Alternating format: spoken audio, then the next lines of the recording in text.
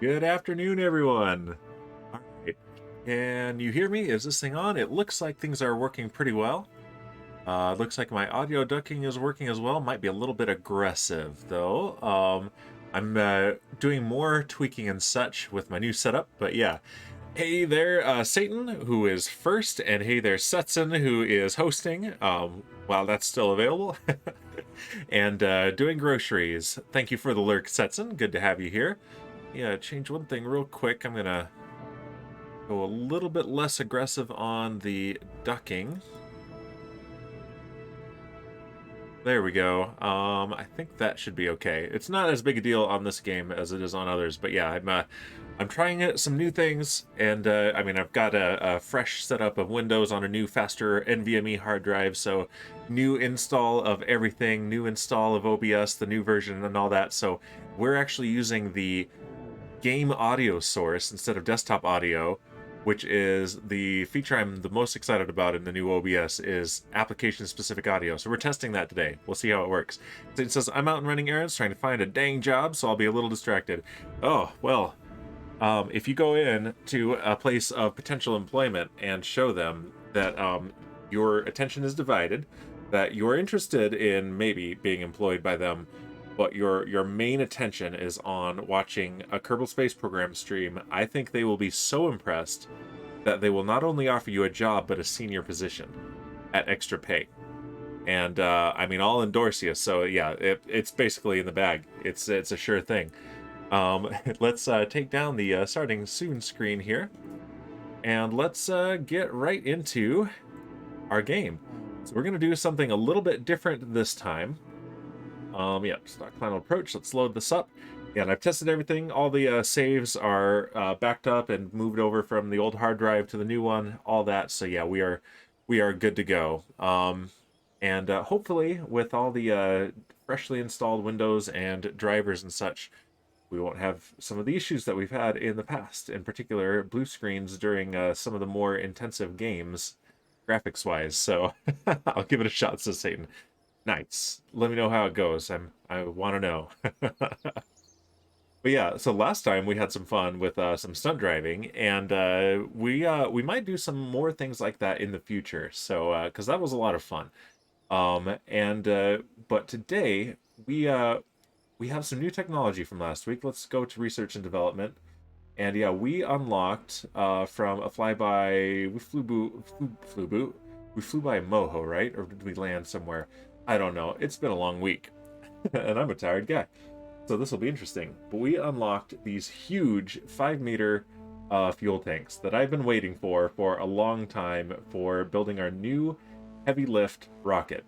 We've been kind of custom making our own launchers for each mission. Pete Bankman with the first but not really. Welcome, Pete. With the and happy birthday a week late, by the way. I told him happy birthday on his birthday, so don't worry. But so we've got these new bigger fuel tanks, and so instead of designing a custom booster each time, I want to do what we were doing before with the Callisto heavy launcher, and design the Callisto 2 heavy launcher from scratch. And I'm hoping that with some of this newer technology that we've got, we can do a more reliable, reusable launcher. No idea if we'll be successful at that or not, but we're going to try that today. We're going to start with that for our designing. But first, before we do anything else, we need to complete at least one more of our rescues. And we are missing the occasional frame due to rendering lag. I didn't launch LBS as administrator. I hope that's not an issue. We'll find out. I'm resetting that, see if that was just while I was loading up the game. All right, but let's go to Arcadia Station. And we have one deployable emergency return pod, one DERP module left. And it has Princess Kerman on it.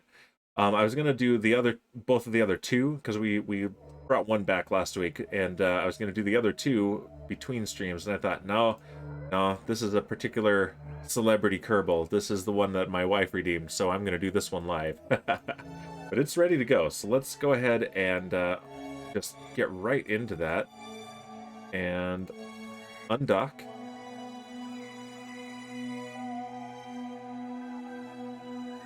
There we go. And she is a scientist, so she can't do the special piloting skills, but that is okay. We don't need those. Let's bring up the maneuvering thrusters, and let's get some distance. Touch that tank. There we go. That's better. And at kind of an angle. I like the lighting with the red lights, though, the flashing lights. Okay, but yeah, we need to do... we're in orbit mode, so let's point retrograde. We're using our reaction wheels to maintain our heading. There we go.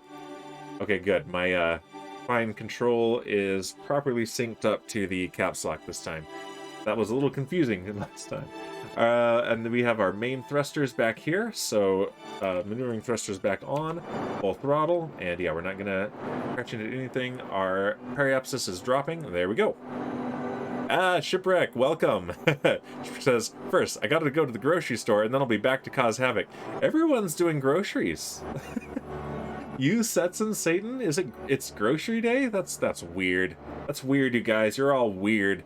But we've got the Boozinate, so hey, Shipwreck, check this out. I upgraded my overlay for this. I've got a retro Apple monitor from the 80s.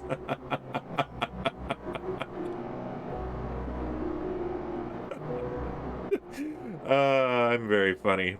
Ew, Apple, says Shipwreck. Yeah, but this is from an Apple II. This is back when they were really cool. Alright, I'm watching that periapsis, that banana apsis. Oh, I don't have that set up yet, Shipwreck. I do promise I'm going to work on those very shortly, though. We're going to have more custom commands made in the replay mod. And Setson says, Dan, you didn't get the memo? Everyone should go do groceries today. Hurry after stream, you might lose. Also, hi, Ship. The command list? No, never, Ship. Never, Shipwreck. Alright, let's do this pour. Okay. Alright, we're gonna cut the engines while I pour, because we're about to have our target banana apsis. Think banana apsis for you, Shipwreck. Drinking our rocket fuel today.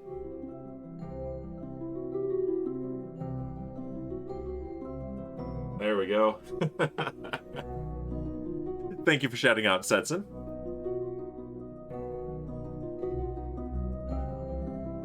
Setson's been doing his streams that are early morning for me that I can't make. It's extremely rude. I don't like missing the Setson streams. They're great. Today I'm more in a pineapple apsis mood. Okay, but Shipwreck. Come on, you gotta know your orbital terms. Pineapple apsis is the highest point in our orbit, right? And right now that's at 150 kilometers. Our banana apsis is the lowest point in the orbit, and that's at 42 kilometers. So just not on Scout Out Pizza. Always. Oh, I don't want to do this. Grumble. I need a command that just spams that. Then I'll give you a commands list, Shipwreck. Alright, let's fix our heading. Alright, let's get a banana apsis of about 35 kilometers-ish. There we go. Right on. Ah, look at that. I don't know if it's just a placebo effect or not, but I swear I'm getting even better frame rate with this new setup and clean installs of OS and drivers. It's probably just all in my head. I'll be back, says Shipwreck. All right, you be back. Thank you, Shipwreck. Especially for the Boozinate. All right, we're gonna time warp. I'll be back. Okay. Are you making a beer joke, a Terminator joke, or both? Because that works for both. Alright, let's point the heat shield forward, so we're pointing retrograde. That's that way. That's backwards, basically. And I think it's actually... These textures are actually working in their proper high resolution now. That looks... It's probably all in my head. Like Arnie says. Come with me if you want to live. This is probably all in my head because I'm looking at it with, you know, fresh eyes and such after having reconfigured my whole computer. I've got so many drives in it now. I'm using my first NVMe drive. I didn't do that on my old motherboard because it would have shared a channel with some of the PI. I'm having a brain fart. The graphics card, where that goes in, where that slots in. PCIe. Oh, geez, Dan. Dan. I swear I've built computers before. And so I would not have gotten the speed benefit from it. It would have just been regular SATA speeds. So now, however, blazing fast hard drive. But then I've got my old two SATA SSDs in there, and I've got two now traditional hard drives, 4 terabytes apiece. And I could just store everything on here. I'm just going to put all of the internet on it. The whole internet. It'll be great. All right, let's speed this up a bit.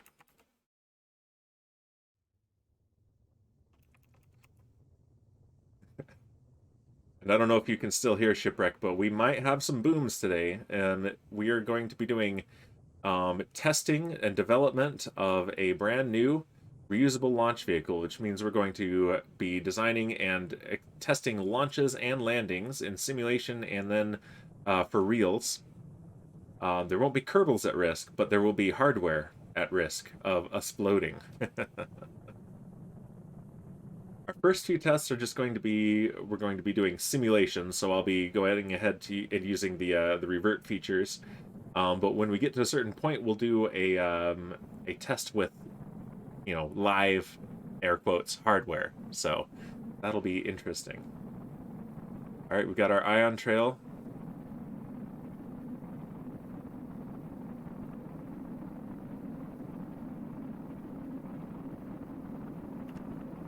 I'm down at night, as usual. But at least this is something you can see on stream at night.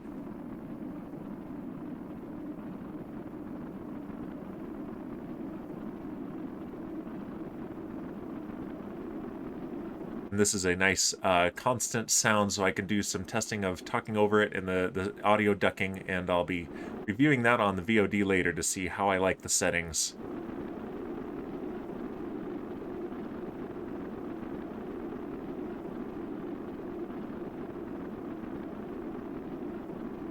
And again, this is Princess Kerman, so I'm kind of invested in this one. The rest of you, you know, whatever. Blow up in the atmosphere, pff, hit the ground too hard, whatever. But this one, huh?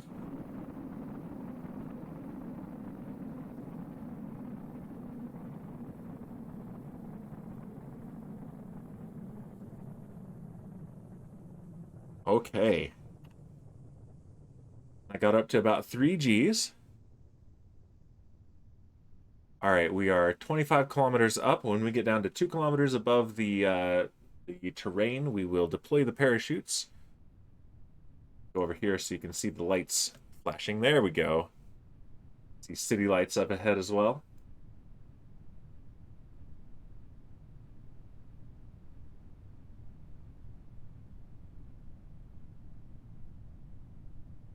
All right, let's go ahead and speed this up.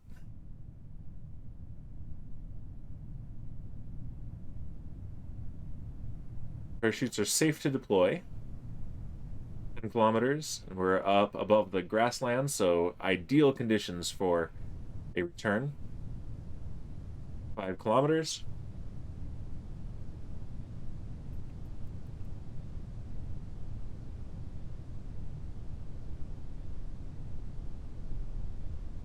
All right, and parachutes are deployed. We're about to get the full deployment as well. In fact, I think that's the Space Center right over there, so we're coming down right near home. Very cool. There we go. Now let's zoom way out here. Nope, that's not the Space Center. Okay.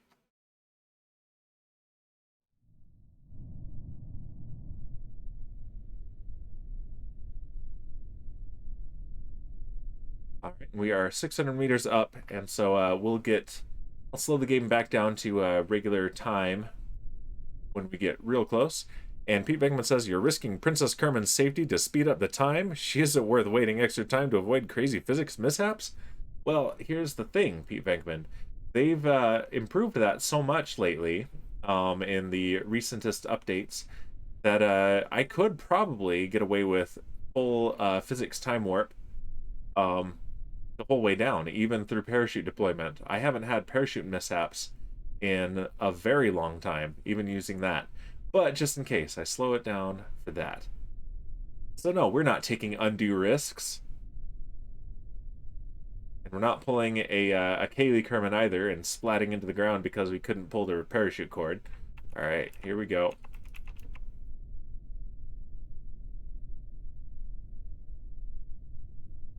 Gentle 2.9 meters per second.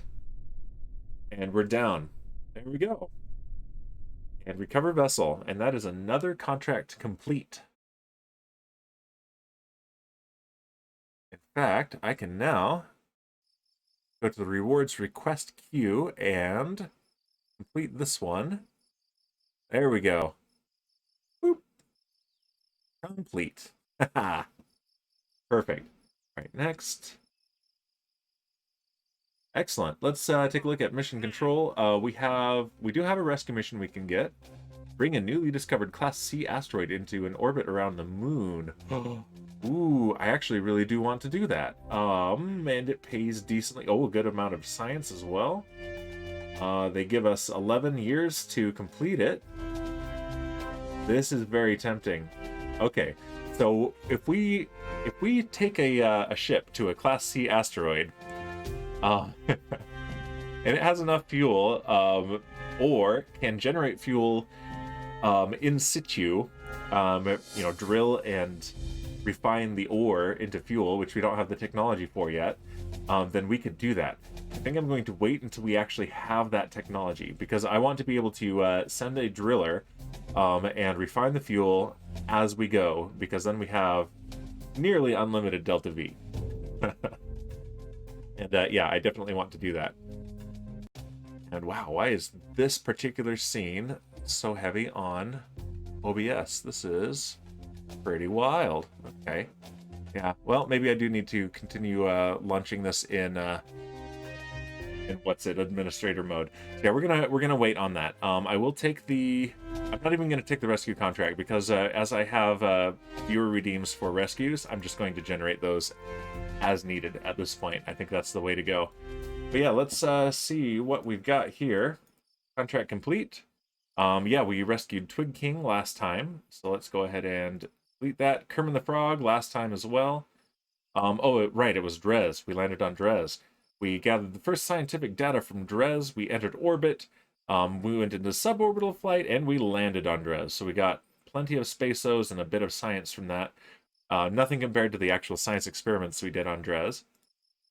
And Kerman San Diego rescued, and Princess Kerman rescued. All right, and we are all caught up. And our next alarm is we need to visit our Moho scanner and do an inclination change. We're not going to worry about that yet.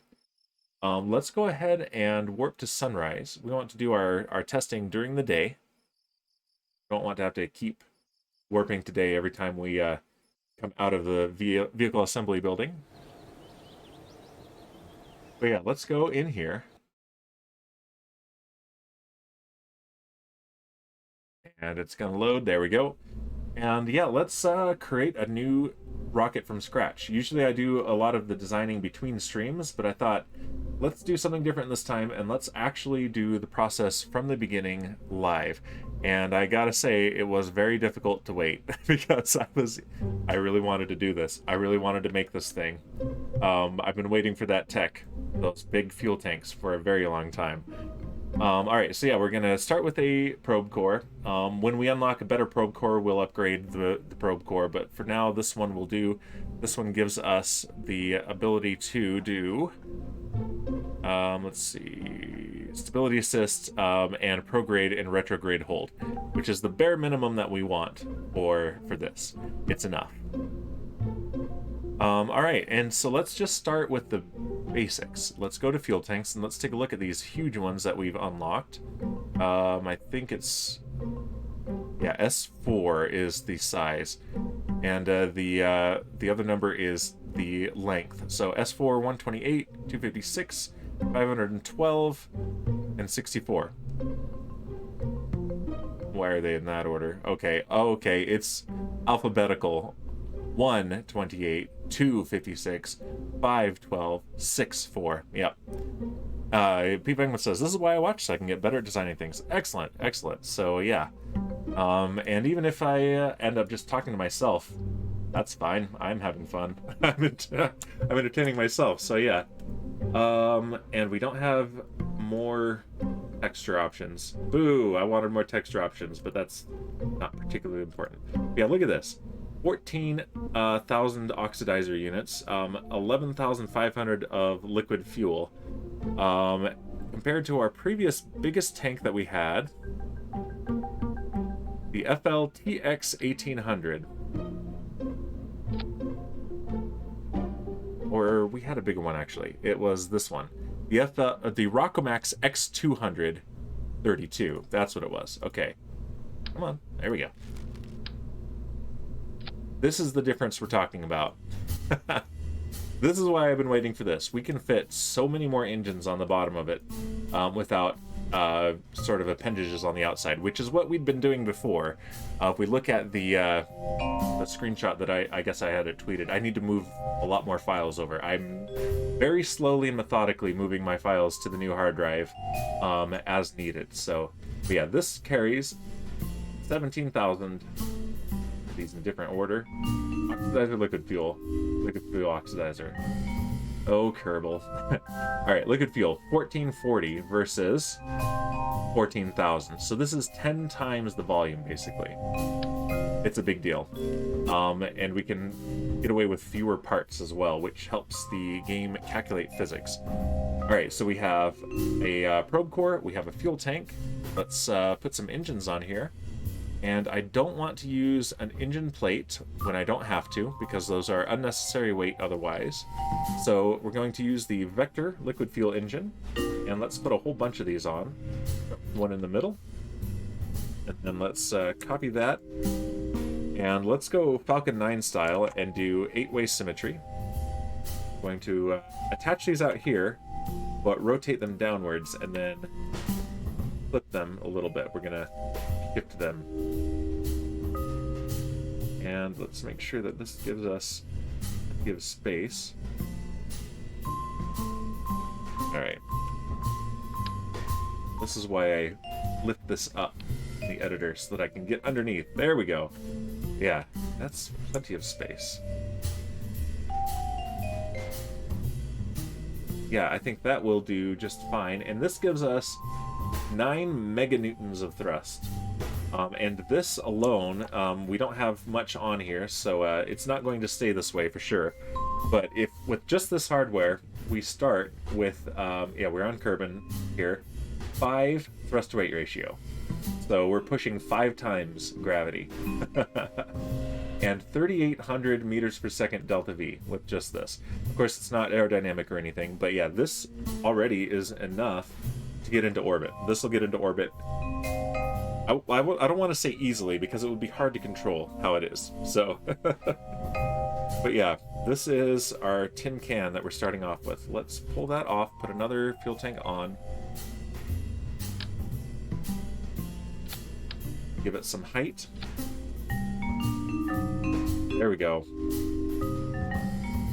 Yeah, and that's a more manageable thrust to weight ratio of 2.8. That's still very high, but that means that we have enough to play with that we can add a payload on top, a second stage and a payload. Because we don't actually want this to have the delta V to get to orbit. We want it to lift something mostly to orbit and then come back down. So 4,800 delta V. It's going to go down as we add parts, but that's a good baseline for starting. We're already off to a better start than we had been before. And I want to do something different for the landing gear too, because we were struggling using those pistons as landing gear because the physics got really wonky on those and it would kind of wobble like a spider. It was very strange. So let's see what kind of clearance we need to add if we use our biggest landing legs, the LT2 landing struts. Let's put them in between the engines, like this. And that's more clearance than I was expecting, actually. That's already not bad. Of course, there's going to be some spring force here, and we don't want these to bounce and hit the ground, because then they'll explode, and the whole point is to recover these intact. So let's go ahead and give them some clearance. Structural, here we go. Cubic octagonal strut, that's too small. How big is this? That's pretty big, and it won't attach on the outside, really? I swear, this one will, I know. Yeah, that one will, so why won't that one? Interesting. Alright, so if we put these on, and we do the same thing we did with those engines, rotate them this way. And they're not perfectly centered. Let's turn off snapping for the moment. Ugh, no, I don't like that. Okay, let's turn on snapping. Let's go ahead and attach them directly down here.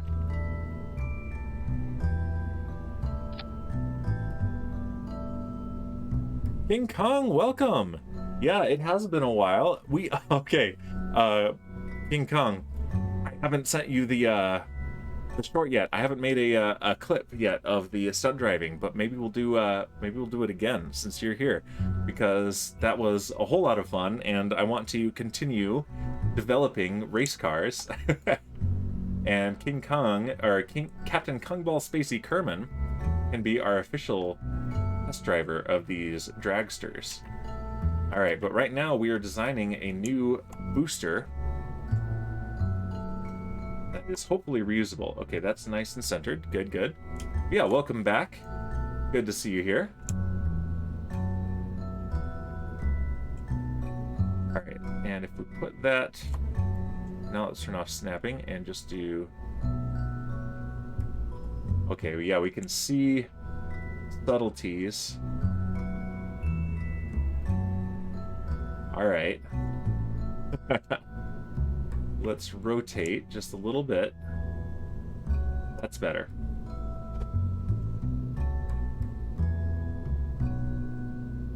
All right, that should be pretty good. All right, turn back on snapping. And go back to... Okay, we have one right here, so let's pop it on right here. That gives us a little bit more clearance, so that is good. I like that. And if they are retracted, just like that, yep, that is not too imposing. Cool to have some machinery down there. There we go. There we go. I try to say very good and there we go at the same time. Did I mention I am a tired guy? I haven't got good sleep last night. Whatever. Okay, and yeah, this we lost about 100 meters per second of delta V with this hardware added. That is okay. We're also going to want more things like batteries and such. So, but for now, let's give this a name. Listo 2.0.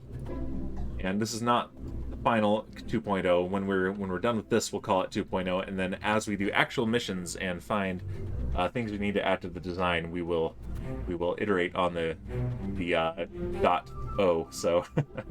But yeah, let's go ahead and do a simulation. So whether this explodes or not, this is all this is us in the labs doing a simulation to see, okay, how do the is this enough to hold the thing up?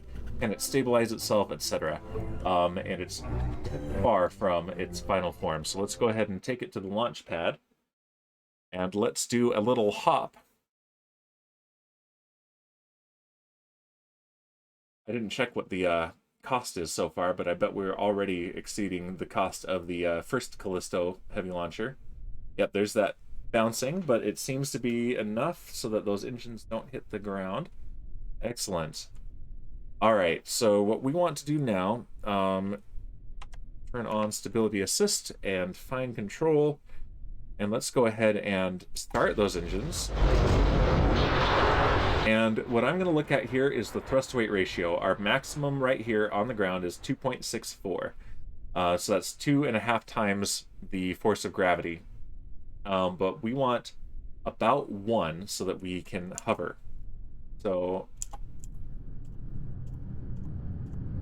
0.8, and as we burn fuel, it's going to go up as well, like that, because the weight is going down while the thrust is maintaining itself. So yeah, 0.96, and as soon as we exceed 1, we should gently lift off. So we'll let it burn some fuel here. Look at that. Look at those plumes. I love this. Okay, there's 1. 1.01, and yeah, look at that. We are lifting off.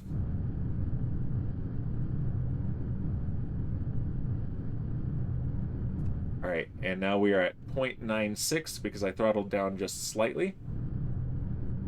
And I'm gonna maintain just under this. It's gonna come back up to 1. And yeah, we are hovering. Look at that.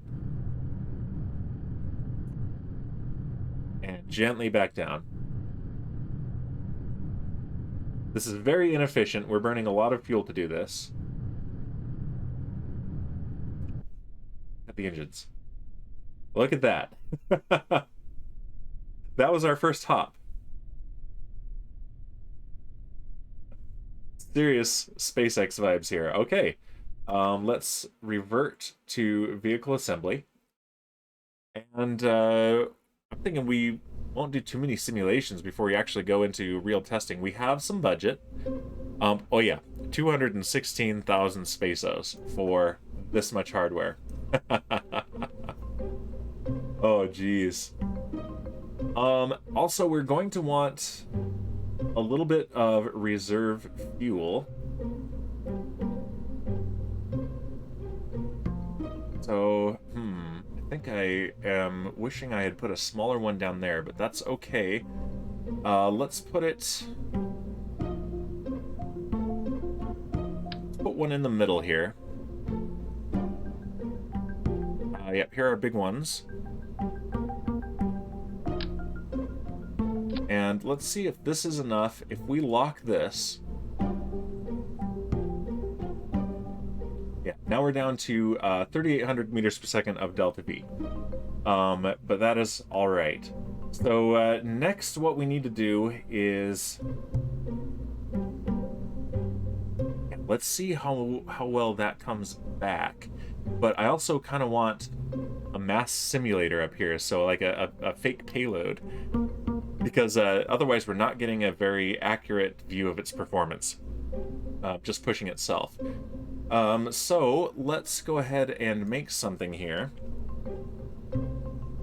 Let's see. Take this off. And we want payload.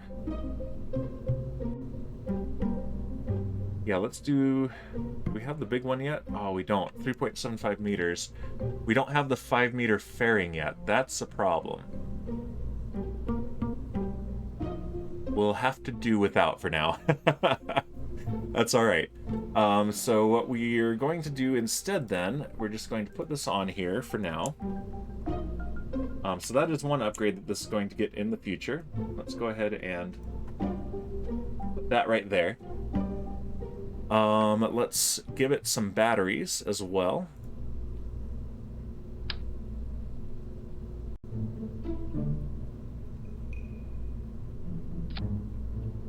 Like that. Excellent. Let's also give it some maneuvering thrusters, some RCS thrusters. And we're going to want some hefty ones. Yeah, the Place Anywhere 7 linear RCS port, which gives us 2 kilonewtons of thrust. So if we put these like this up at the top, and I want more of them too, so let's zoom in. That is some weird clipping there. Alright, let's do it this way then.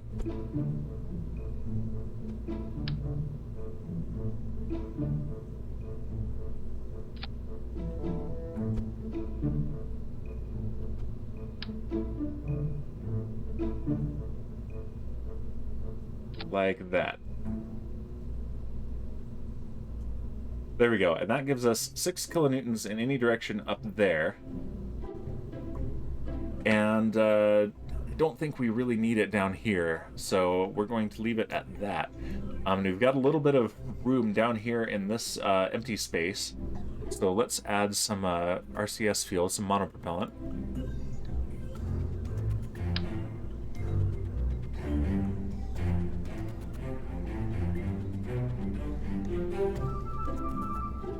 Yikes, I do not like the way that symmetry works on this tank.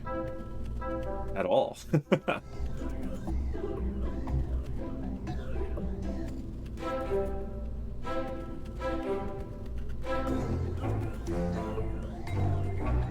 Yeah, this is gross.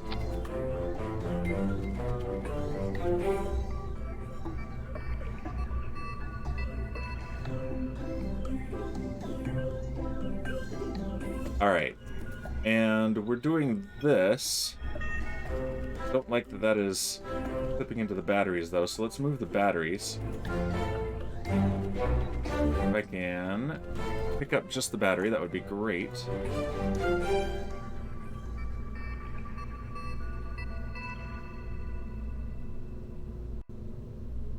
There we go. Just like that. And so we're going to go ahead and build the batteries into this part up here because there's no fuel being stored up there, so that is not a problem.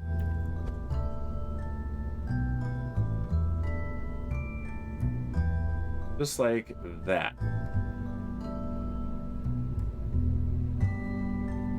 Maybe.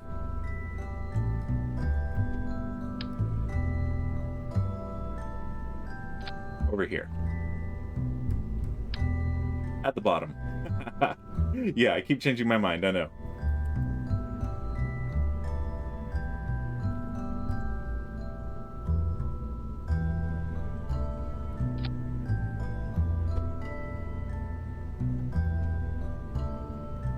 There we go. Might clip those differently later, but for now that will be more than enough. Okay, and so what we need now is to simulate a payload. So what do we have for decouplers? We have a 5-meter one. We do. Okay.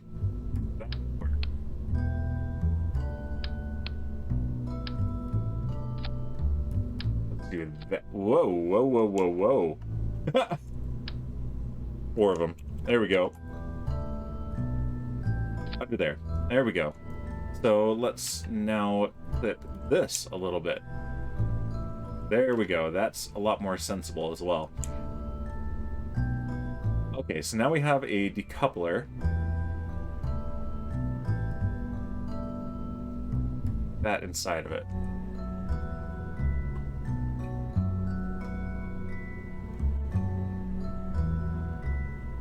Yeah, that's actually pretty bad too. So let's do this. The decoupler on top. This on bottom, and then we will clip this.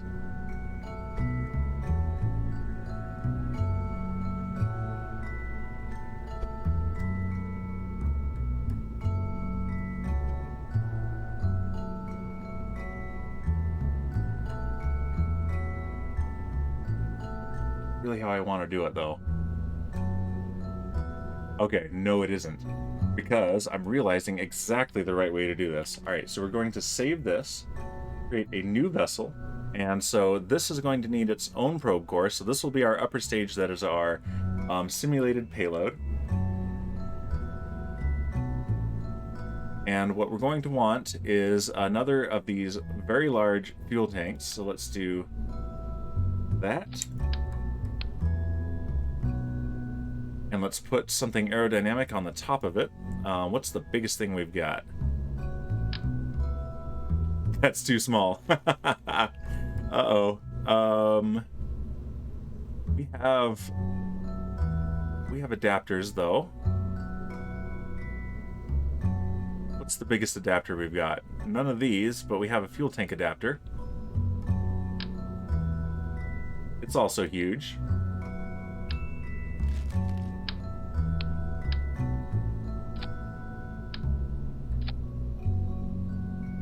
Here we go. Dang, that's a big guy.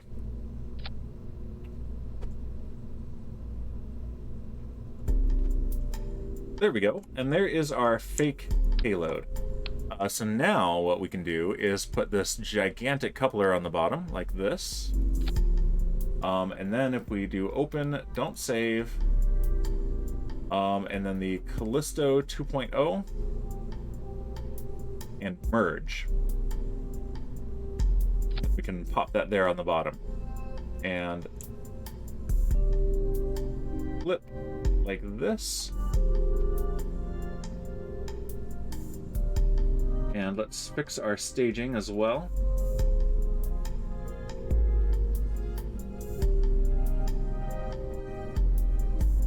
And there we go.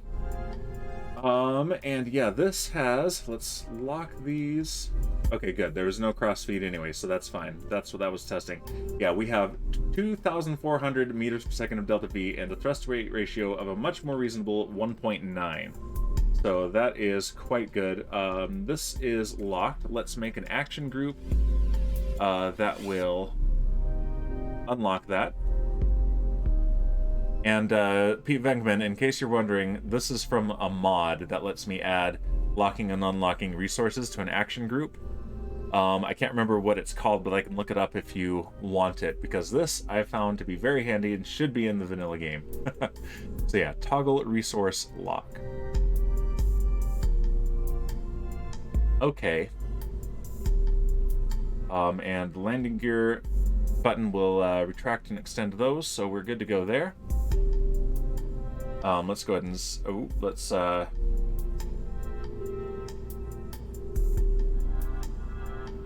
let's save this. Oh, I just saved it as untitled spacecraft. That's hilarious. Okay.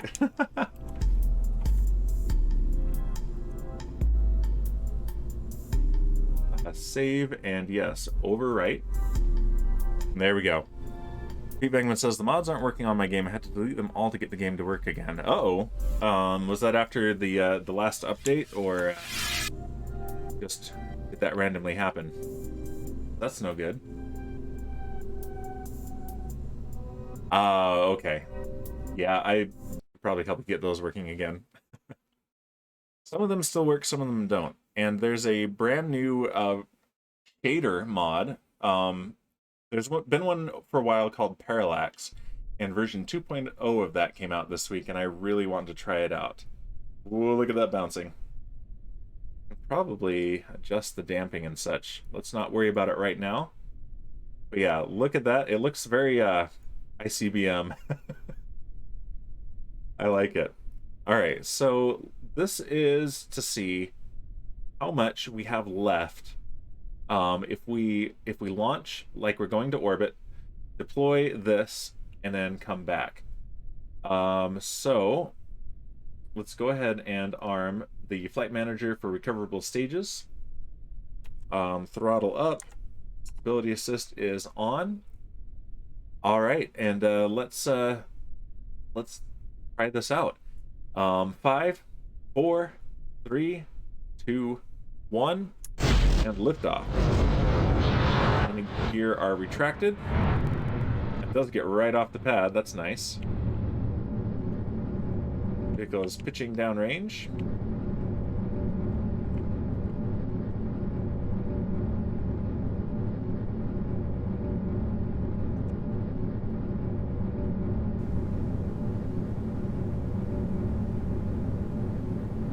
Piercing through the clouds.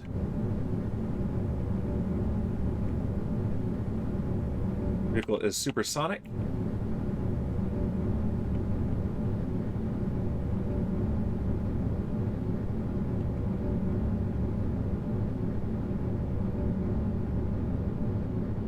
I'm going to get a baseline for performance here, and we've got maximum aerodynamic pressure as well.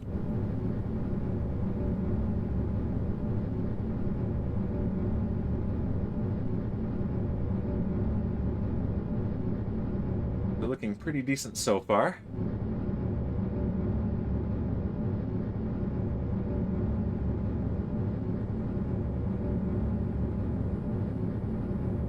probably going to be stretching this as well later because we're going to want more delta V getting to orbit. We don't need to accelerate this dramatically.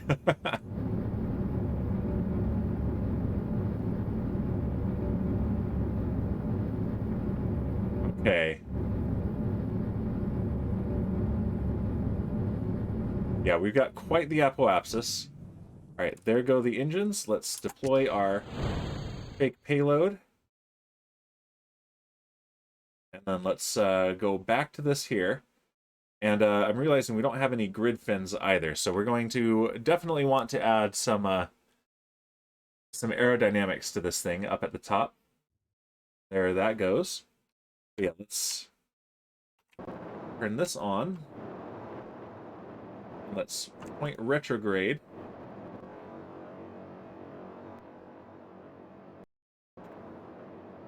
Did I unlock that? Yes.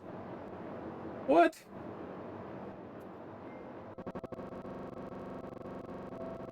It didn't lock this. All right, we're going to revert. We don't want to do it this way. Let's resume flight. Let's revert to launch from here. When we're using the FMRS, we want to make sure that we're staying in that window. So yeah, it did not properly honor my action group for locking the resources.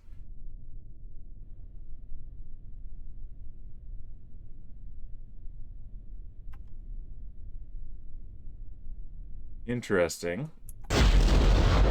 What the heck? Look at that. Did you see that? It opened that up.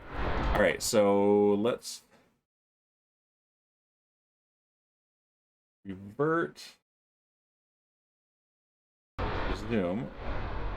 Let's revert to launch from here.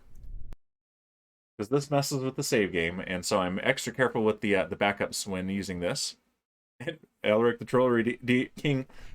Troll King redeeming Boozinate and Hydrate. All right, I think you've seen this, Elric, but my retro screen, my old Apple II monitor up there for the booze cam.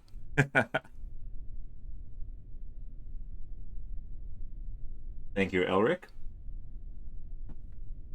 And the Hydrate as well.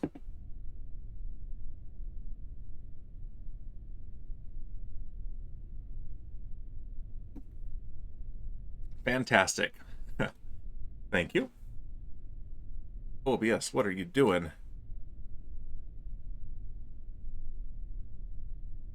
OBS is not liking me right now.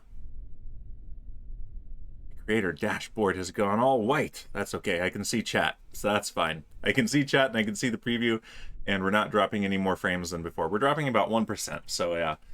Probably will have to keep loading this in administrator mode. That's all right. Let's go ahead and just use this recover vessel. I don't want to mess with the flight manager for recoverable stages mod and what it does with my save games.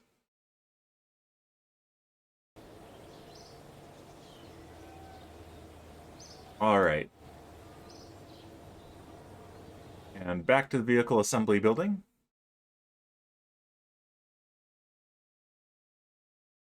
And let's see if we can figure out why that opened up the that fuel tank when it shouldn't have. When I didn't want it to, rather. Let's do 2.0. There we go. Yeah, that's locked. Action groups. Oh, yeah. That's me derping. Let's take that out.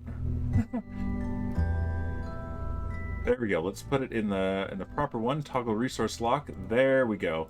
And you know, while we're here, let's go ahead and do aerodynamics. Let's use the air brakes. The aerodynamically integrated retrograde braking robustly armed kinetic extending system.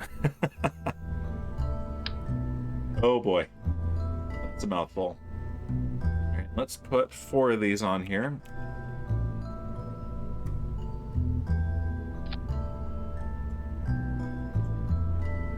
In fact, let's do 8 of them. Luli! How are you doing? Good to see you here. Let's zoom in and let's get this nice and lined up here. think, yeah, we're a pixel off there. I would love more snapping tools for things like this in Kerbal Space Program 2. Devs, if you're watching, they're not.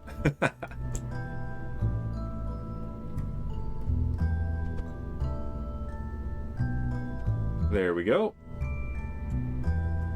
Basically, we're doubling those. Lily says, I'm alright, been procrastinating packing all day, so I thought, why not procrastinate a little longer with Dan? I'm a champion procrastinator. I can give you all the tips, and I am happy to help with the procrastinating. How are you doing? Says Lily. I am doing great. I'm very tired, but I've been looking forward to designing this rocket all week. It was very difficult to wait to do this on stream, but I had decided, okay, let's show the design progress from the beginning. You're the queen of procrastination. I am the emperor of procrastination. Haha, beat that. Alright, so this should help us a lot. And now that the staging is fixed there, let's also take a look at these. Spring and the damper. Spring strength. Damper strength. Let's turn the damper all the way up, but not the spring. You can have that victory. Not too lazy. Yeah. I would have claimed that victory, but I put it off.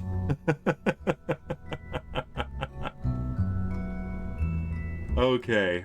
All right, let's do one more test, and then let's take a break from this, and then let's reprise our stunt driving for King Kong. All right, save and launch. Let's also be a little bit more... Who's in charge of Boozination this stream? Everyone's in charge. Here's the thing. Shipwreck is running groceries right now, so it's you can't really snipe it from him because he's not here for sniping it from. Yeah, that helped with the bouncing a little bit. Very good. So the next most on top of that is Elric. So Elric's the one to beat if you want to do the boozinating of Dan. All right, throttle up. Stability assist is on. All right, we're doing another test of this thing. We're going to send a fake payload on a suborbital trajectory and see if we can successfully return to the launch pad here. And we're doing this as a simulation, so we're making it like it's a computer doing the rocket for us in this game where it's a computer doing rockets for us. So what is boozinating, says King Kong. Boozinating is, you know, how most streamers have, you know, hydrate, where, you know, you remind the streamer to take a drink of their water. But I like to sit at my computer and enjoy a beer while playing the video games. So I figure, why not make that interactive? So boozinate means this right here. And hydrate is this right here. I'm going to go ahead and do a hydrate right now.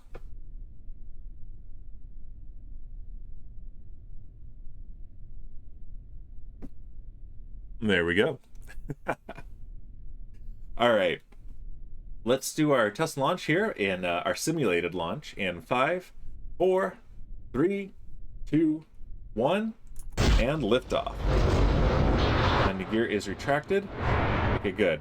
Those are still locked. Excellent. I might need to limit the gimbal on these things too. This is insane. Vehicle is pitching downrange.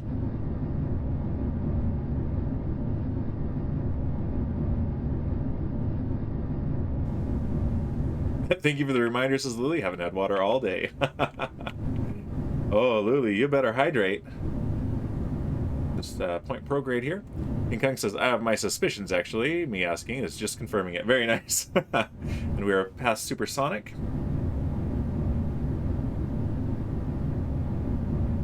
Past maximum aerodynamic pressure as well.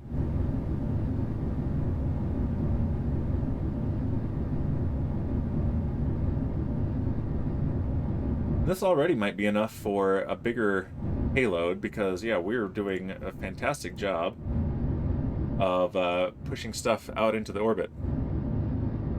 This looks positive, says Lily. I don't know this game enough. Yeah, this is positive. So, yeah, give me a moment and then I'll explain more what we're doing here. So I'm watching our apoapsis, which is the highest point in our arc. this right there. Okay, this is better. Okay, so our engines have stopped because we've run out of fuel in all but this tank. So we're going to stage. And this is a fuel tank that we're using as a test payload. And I have this mod that will do some save game magic that lets me switch between these two rockets. So let's go ahead and click on this here. And what we're trying to develop is a super heavy booster like SpaceX is doing, so that we can have a very economical, because this thing is expensive, launcher. So let's turn on our maneuvering thrusters and point retrograde, which is backwards. So there that goes on a suborbital trajectory. In a real mission, that would be an upper stage with an engine and a payload and everything. So yeah, SpaceX should just hire me. Oh my gosh, this is so much less intense than what SpaceX does. I don't even have to develop an engine or anything. Let's go back out here, and we want to point back at the launch site, which is cleared by clouds right now. All right, there we go.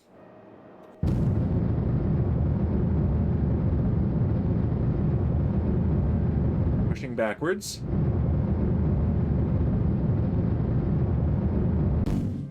And yeah, we do not have enough fuel for this. So this is what we're doing tests for. Let's, while we're here though, we might as well keep testing and see how well these work. I didn't put them in an action group, so I'm just going to deploy them now. Need to remember to put them in an action group. This is the kind of stuff we're testing here. And so these are the in-game version of what SpaceX is using for grid fins. So, all right. Oh, and those clip in a derpy way. Yeah, I'll probably be reworking the landing gear system as well. So this is our test article here. Lily says, I was wondering, is there an app or website or something where you can see what satellites are flying above you, like in real life? There are quite a bit, actually. Let me look on my phone. There's one that I use from time to time. Yeah, the one I usually use is called Skyview. I don't know what phone you have. I'm iPhone. But let's make sure we're pointing retrograde here. We want to go engines first back into the atmosphere. But yeah, so that's the one I use, and you can spot things like planets, moons, asteroids, comets, satellites, space debris, the space station, any of those. Yeah, so try that one out. And I do the paid version. It's not terribly expensive, and worth it in my opinion. All right, we're at our apoapsis, so we are now dropping. Apoapsis is the highest point in the arc. Periapsis is the lowest point in the arc.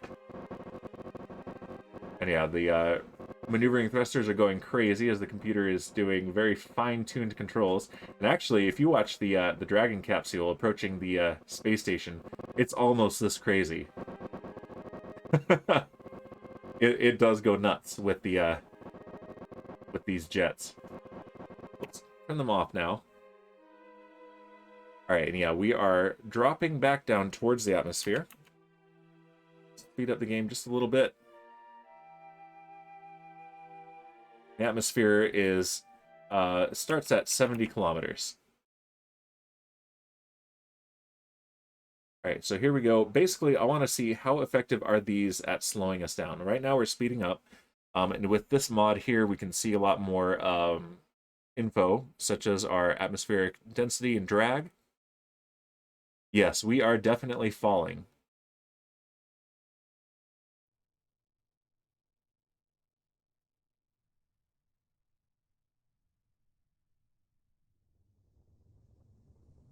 And yep, things are heating up. Yay is actually correct in this case. So yeah, we're not going to be able to land because we're out of fuel. So this is a very early simulation of this, and yeah, this is going to heat up a lot. We'll want to be able to do a braking burn. Entry burn is what they call it when they're doing the Falcon 9. Yeah, that's not too bad. And yeah, we are slowing down quite well.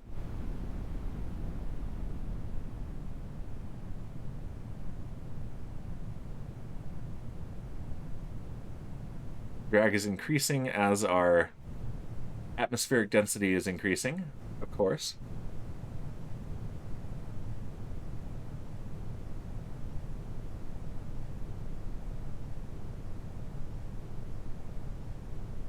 All right, we're down to about 200 meters per second, so that's what I'm going to need in reserve to actually do a proper landing.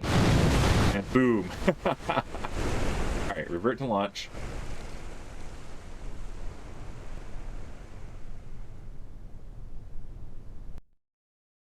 So now we're going to do the next iterative improvement to this thing. All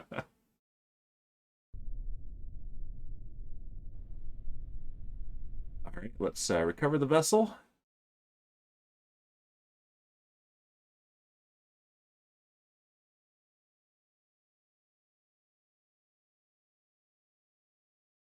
And maybe once we can do a successful simulated, in quotes, landing, we'll do a, in quotes, real life test. And K for Kronos says, hello, sir. Hello, K for Kronos. Welcome to the stream. And Lily says, okay, I'm going to lurk now. This is too distracting. Nice. You don't need to pack, Lily. Okay, so let's go ahead and open up our Callisto 2 heavy launch vehicle. I can tell how much you enjoy this. Very good. That is excellent to know. Asking, did you try parallax? Not yet. I want to. I'm gonna wait. I'm using I'm using a scatter and environmental visual enhancements for now, but I will probably try that out in the not too distant future. And see how that does. I want to see what kind of performance hit it has on my PC. I've got the most up-to-date CPU, but definitely not the most up-to-date GPU. So and those hit the GPU. But yeah, I've seen some screenshots. It does look really fantastic, and maybe when I do my final grand tour of this career, maybe I'll put it in then. So I do want to at that point install a raster prop monitor and do a lot of the flying from the cockpit. So that would be a good way to pair that. All right, let's increase the size of this fuel tank here. Let's see, we did that one before. Let's do the one twice as big. That should be enough. Okay.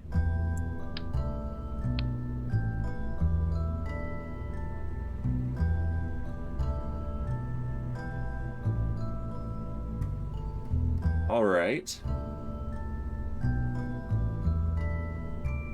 So now the trick is, what do we want for an upper stage, really? Is this the booster? Yeah, we're taking inspiration from SpaceX. I've been waiting until I unlocked the 5-meter tanks to do this, because I can, of course, fit so many more engines on the bottom. So yeah, we're trying to make something like a super heavy booster. And we're starting pretty basic. And different systems are going to get upgrades as we work on it. Like, this is just very basic for the landing gear right now, and I don't like how it clips or anything like that, so that will definitely be upgraded at some point. But so far, so good. We did a hop, and that worked pretty well. We did a test of the air brakes. We found out that we didn't have enough fuel reserved for our return. And in fact, we should probably stretch the our test article as well. So let's put, not that, that's not a big guy. There we go. Let's make that bigger. A little bit more proportional to like actual Starship. That reduces our thrust rate ratio of about 1.5, which is all right.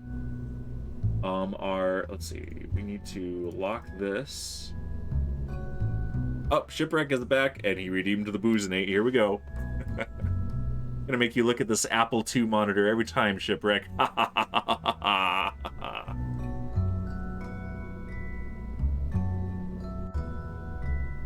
That was a lot of money, darn inflation. Thanks, Obama. Okay. Also, Okay, King Kong, are you still here? Because I promised King Kong. Let's go ahead and save this. And let's leave. And King Kong was not here last week when we did his Kerbal's stunt driving. So let's do it again. Yes, he says. Okay, perfect. So let's go into the spaceplane hangar. And I don't have the I don't have it set up to do the rock and roll music this time. But that's okay. I know, Shipwreck. It's the meme. Thanks, Obama. Like the video of Obama trying to put a cookie into his glass of milk and it doesn't fit, so he just says, "Thanks, Obama." Yeah, I'm not getting into politics either. All right, Dragster 5.5. This was from all my testing iterations of this thing. Let's load that up, and look at this. Look at this fanciness, King Kong. And we actually had a mishap last time, where your Kerbal did survive, but it was I wasn't sure because there was a horrifying crash that was very much like Richard Hammond's crash in the vampire jet-powered dragster about 15 years ago on Top Gear. So, yep, more boosters, just Shipwreck. No, he died, remember. We got silly. The official one was the first run, and he lived. We did get silly, and he did get smeared into a paste, but it was a simulation. It didn't actually happen. Didn't really happen. Captain Kungball Spacey Kerman is alive and well. If a little bit confused. All along, I know you really want to drive the fast car, but this is not for you. Captain Kungball Spacey Kerman, you are up. All right. Okay, here we go. And there are a few people here who haven't been here before, so for those who are new, so you purposely murdered him is what you're saying. Not murdered. We did a little bit of a what if. That's what it was. But yes, if I've got a redeem where you can name a Kerbal that I set up a rescue mission for, and then you become part of the crew. SARM, FMRS, we don't need that here. Hey!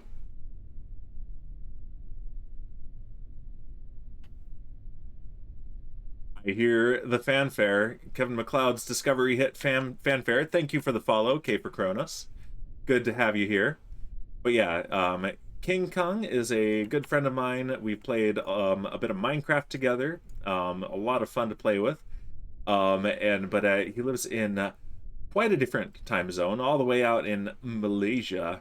So it's very difficult for him to catch these streams. So I very much appreciate that he was able to be here. Yeah, our electric charge is dropping because the sun is pretty low. But I think we'll make it. So yeah, we want to get out. Not dragster incoming, yeah. So we want to make sure we have enough space, because what happened last time on the first test, we didn't get up to speed before reaching these hills, and did a little bit of a scrape against those hills, which Captain Kungball Spacey Kerman, our stunt driver, barely survived.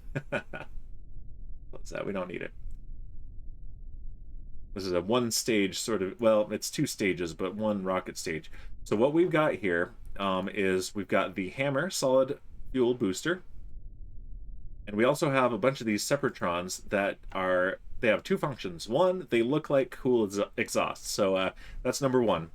But more importantly, they help hold the thing on the ground, which it does okay with aerodynamics, but testing it, oh, Shipwreck, that got me. You startled me with the Papa Totem.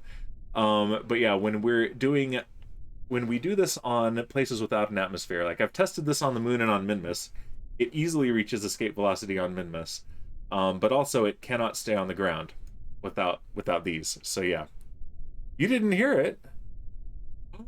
Oh, okay, all right. So I see the issue there. Do I see the issue there? Okay. Let me put on the brake. Yeah, all right. So what I'm doing, Shipwreck, is I'm using I'm testing the application-specific audio in OBS 28. So it's capturing KSP audio, but it did not. I got ripped off. Report to Twitch. It did not pick up the sound alerts. Let me fix that immediately. Okay. is there a way? Oh, can I do that without just using the desktop audio? Nuts. I'm not sure that there is. All right, I'm not going to spend a lot of time on this, but I'm gonna test it. Let's just see if I can add an audio output capture. Oh, no, not audio output capture. I want application audio capture. And let's see.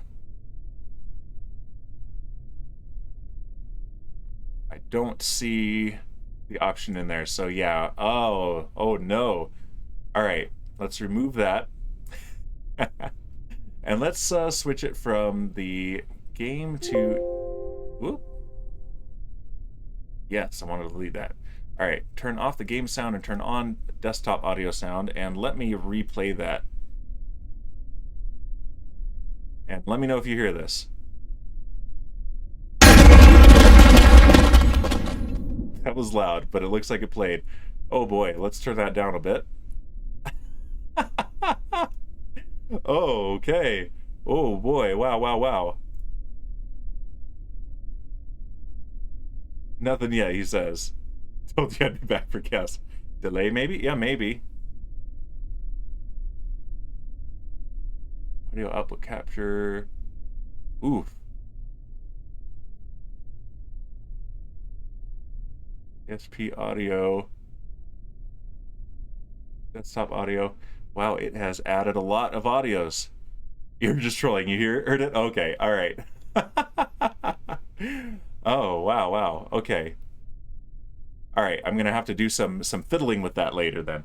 Yeah, but that is good to know. That was good testing of OBS here. Okay, let's turn off the brake and let's turn this thing around. All right, and we're gonna do... Okay, we want to face that way. Like this. All right. So we're going to put the brake on and do a quick save because we're going to capture a couple different views of this because this was too fun. We gotta do it from outside, and we also got to do this from inside the cockpit here. So let's turn on camera tools mod, target self, and we don't want the auto flyby position. Let's do set position. Set position up there. There we go. And what does that look like? Okay, we can see it over the hill. All right, there we go. Let's change the zoom. That's ridiculous. There we go. Let's do that. All right. Okay, let's not forget to turn off the brake this time. We forgot once on last time. Don't even know camera mod. Oh, it is so good. I love it. It's how you get those fancy cinematics you see on some people's YouTube videos. I haven't done any of those yet, but I really want to. All right, here we go. Captain Kungball Spacey Kerman. On your mark, get set, and go.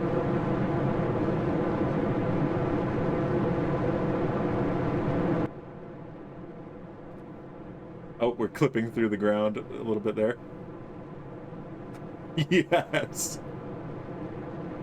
Do you know the Muffin Man, though, asks Shipwreck. All right, we're going 180 meters per second. That's 400 miles per hour.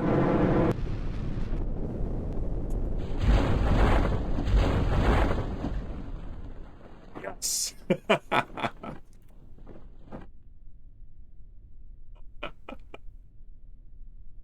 And F3 shows us, okay, the most G-forces endured were 7.1. That was all on braking with the parachutes. That went 15 kilometers, 185 meters per second. So that's like 410 miles per hour about. Yep, this thing is blisteringly fast. All right, so let's load the quick save real quick. And let's get that view from inside the cockpit. Let's see what Captain Kungball Spacey Kerman saw as he drove. All right. In the cockpit, let's go ahead and turn off the the GUI here. All right, on your mark, get set. Wait, let's see. We have the brake on. Oh, that's right. I have to get out of the cockpit to turn off the brake. All right. On your mark, get set, and go.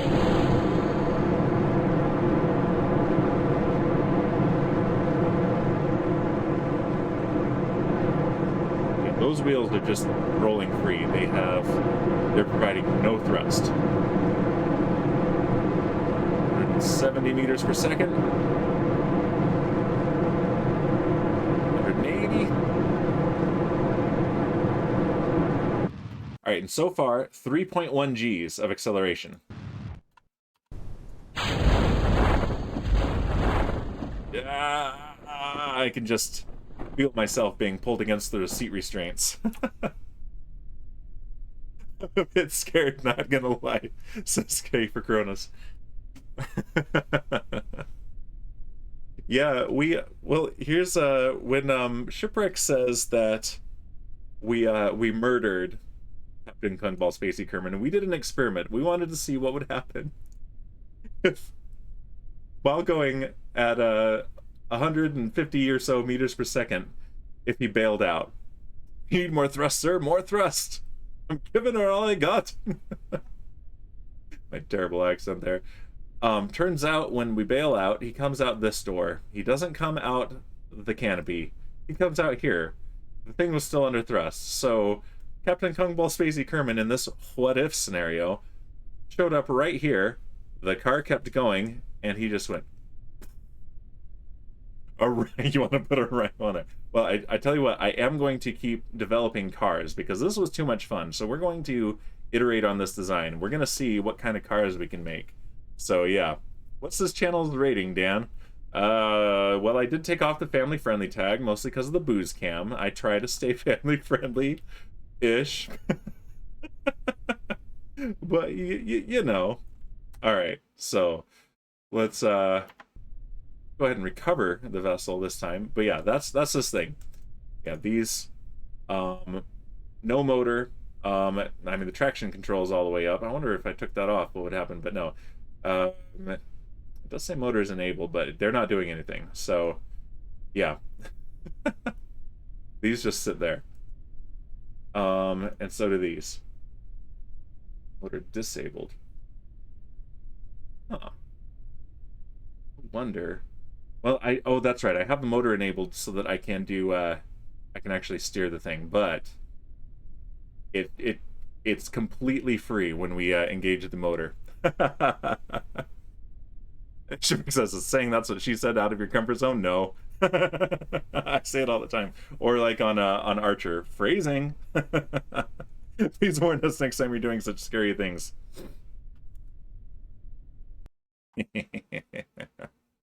You get no warning, K for Kronos. You get no warning.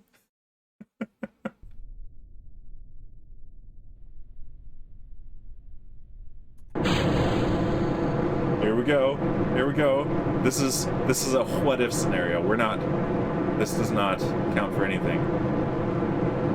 Going all Richard Hammond here. And of course I can't make it. It's too stable, dang it.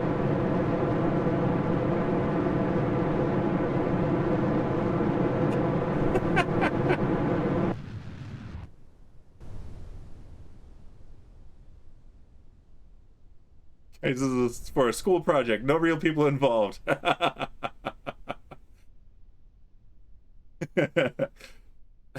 You gotta add in Minecraft to the end of it. Are you able to stand some Kerbals in the rocket blast? Yeah, you can do that. Alright, well that did nothing, so apparently not scary at all. Oh well.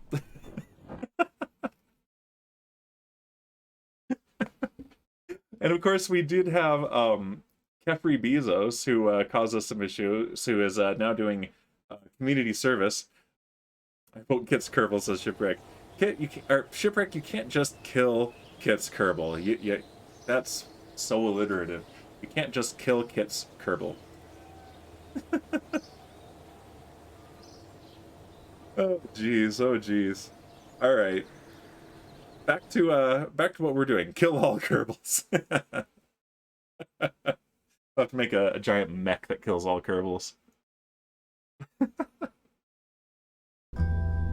All right, so let's open back up our Callisto 2.0. I know that it has it in the autosave up there. I don't like grabbing that just in case. This is our official version right here. And yeah, so that is locked. We need to add that to our action group. Number 1. Shipwreck unredeemed, or redeemed unrescue Kit's Kerbal. Shipwreck, you're the worst. You're fired. Alright, let's click on that one and toggle resource lock. And thank you for the host, Shipwreck. Host while you still can. Alright, let's also... Action group number 2 will be to toggle the air brakes. And action group number 3 will be to toggle the outer ring of engines, leaving only the middle one active. Fired? Oh, then unhost then. Oh, geez. Toggle engine. Okay. Alright, so if I press G, that does the landing gear. That is by default. But the ones that I have set up here, action group number 1 unlocks this middle fuel tank here, which is our fuel that is reserved for the trip home. I would rather have it down there, but I had already put these up. For the final one, I will reorder the engines. That'll be fine. And does this one have more textures? No. No extra textures for these tanks. Dang it. Shipwreck says, geez, what is the cooldown on Booznate? Seems like forever. It's back up to, what was it, 15 minutes or whatever. Gotta make the booze last the whole stream, Shipwreck. Jeez. It's a big, very strong beer. 9.6% rocket fuel. Says Shipwreck. Let's also... Okay, yeah, and then action group number 2 extends the air brakes, and action group number 3 turns off these engines so that we have a little bit finer control for our final descent. That's going to be the next test. But yeah, let's also add some Separatrons to our dummy stage here, our mass simulator. Just add 8 of those, and okay, they're already in the right stage. Cool. That'll give us some safer separation there instead of that little boop. It's wimp beer, says Shipwreck. The quad IPA is 11.6, kicks you right in the teeth. Well, you saw me do that bourbon barrel quad. That's oh, I have one here from last night. I haven't put it away. 12.2. Yeah. I feel like 8 and 9% is the sweet spot for a good double IPA, which is where I tend to go. Quad IPA is quite good as well, though. All right, save, and let's do another test. We're continuing. We are in this computer simulating that we are doing computer simulations. So yeah, it's part of the flavor profile too. The ABV. There's just not enough bite to something with less than 6%, you know? All right. So here we go. We are on the launch pad. Throttle up. Stability assist is on. Okay. And yeah, this ICBM looking guy. But yeah, if I do this action group number 2, that extends or retracts our air brakes. So there we go. Let's arm the mod for the flight manager for recoverable stages. And 5, 4, 3, 2, 1, and lift off. Here. Yeah, it's much slower off the pad, which is fine. It goes pitching down range. Oh yeah, I want to limit the gimbal on these things because it's ridiculously out of torque here. A lot more torque than I want. Blow up, please blow up. We did blow one up. Shipwreck, you missed it. You were off doing groceries or something boring, I don't know.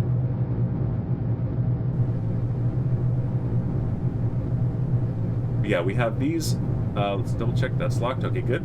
We're reserving this fuel for the return flight. We have this upper stage, which is just a full fuel tank to simulate the kind of a mass that we will be taking to orbit on real missions. My family is so boring, lol. I agree. Alright, we are definitely supersonic.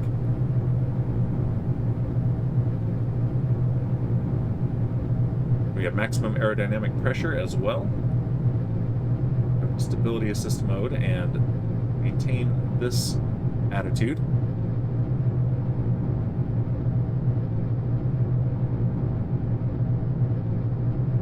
$45. It looks like with this much weight, we won't want to be so aggressive on the turn. That is all right. Okay, engine cutoff, stage separation.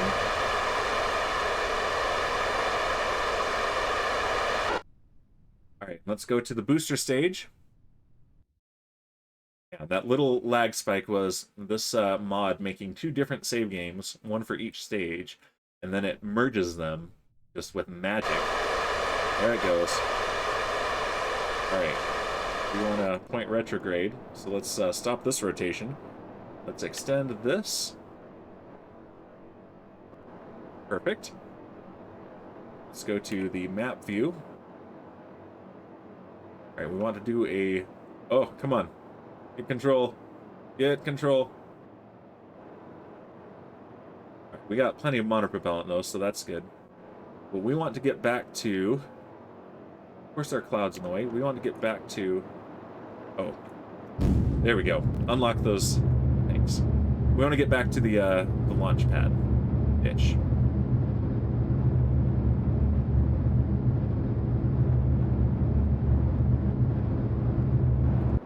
Oh, jeez. that was not particularly great. Okay, let's jump back to separation. Let's try this again a little bit. I can be famous? Oh, Shipwreck, don't ruin this for me by banning this amazing... Oh. That hurt my chances. Could have been famous.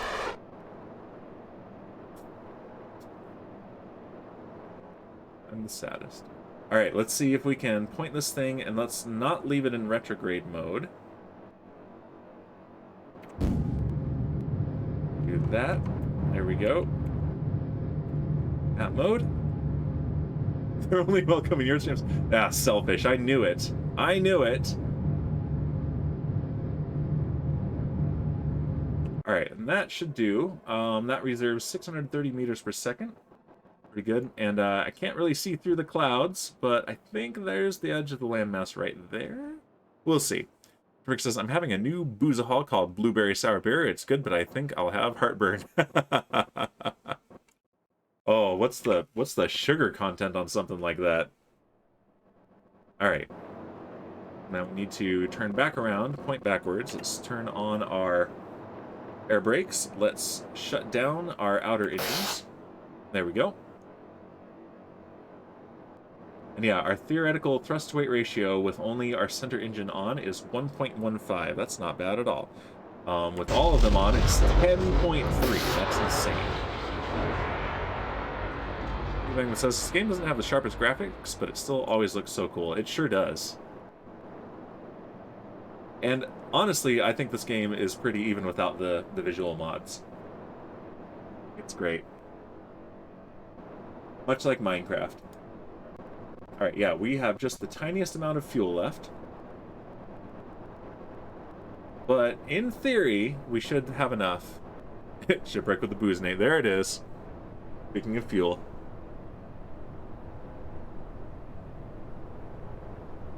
Thank you, Shipwreck. Ooh. Look at that. I actually had a pretty good shot here. Okay. And yeah, we weren't going nearly so fast, so we did not... Let's turn off the reaction control thrusters. Yeah, we're burning through that monopropellant for no reason. But yeah, we should be fine. Let's actually... Wow. Landing gear deployed. Yeah, I might want to turn it down to like 3 engines instead of just 1. You saw that while shaking as I gave a quick blast from all 9 engines for a moment. All right.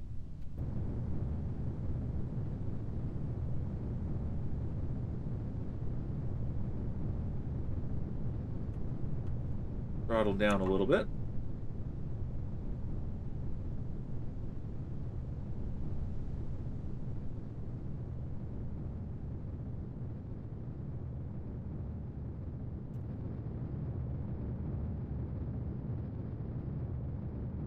And ideally, I would have a computer handling this. Oh, we've run out of fuel.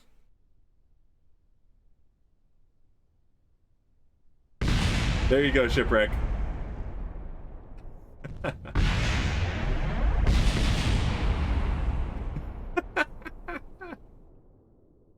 Our little monopropellant tank's just rolling away. Woohoo! Says Shipwreck. I win! All right, let's revert this simulation here, and let's make some tweaks.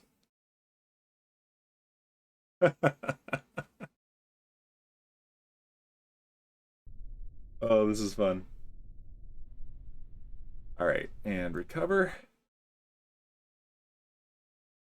I don't want to use the in-game recover button, or revert to launchpad, or revert to VAB while using this mod. Things will probably be okay, but it might get a little bit wonky with the save game shenanigans that's doing. Pete Bangman says, my son got really excited and said, at least he landed a chunk of it. That's true. At least I landed a chunk of it. All right. Back to the vehicle assembly building.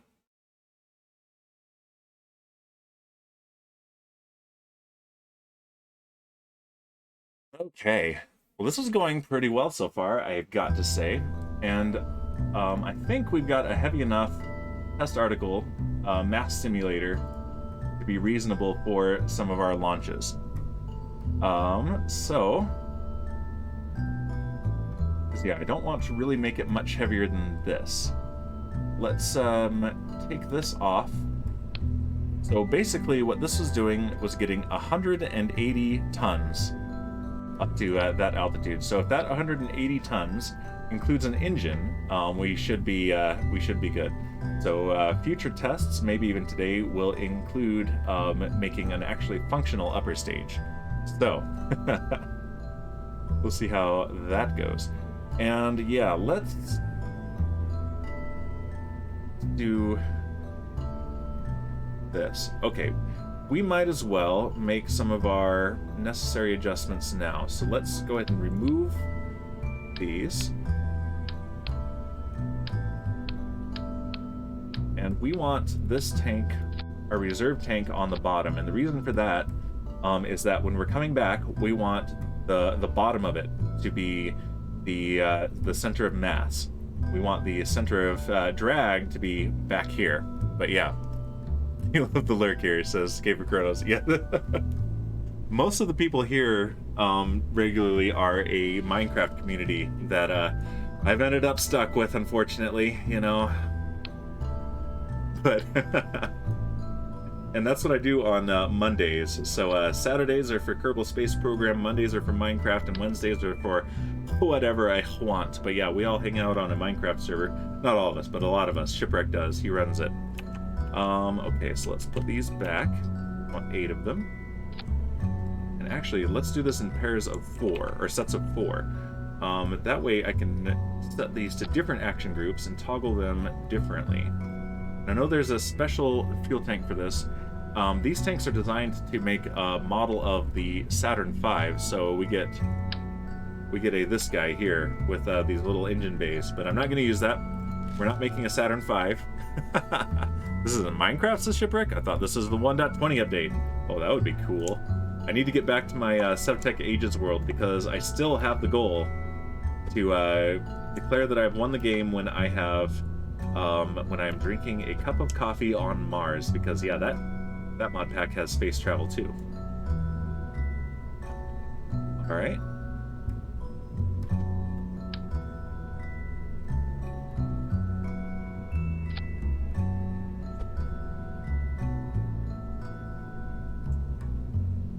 Of course, they are not even, because why would they be?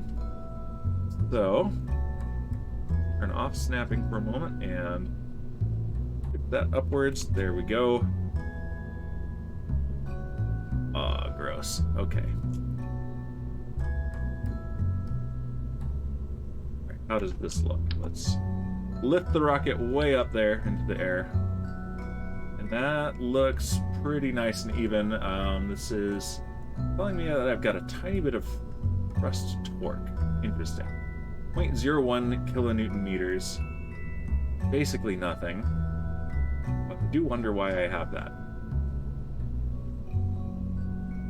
Alright, but let's go ahead and make our action groups again.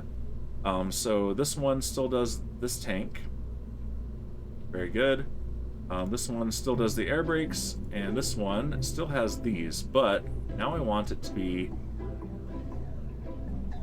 2 of them. Okay, so that's that set of 4, and so in this one, I want this set of 4. Toggle engine. Okay. Now I can toggle these sets of 4 separately, so I can turn off 4 of them and use 5 engines, and then I can turn off the other 4 and use 1 engine, if needed.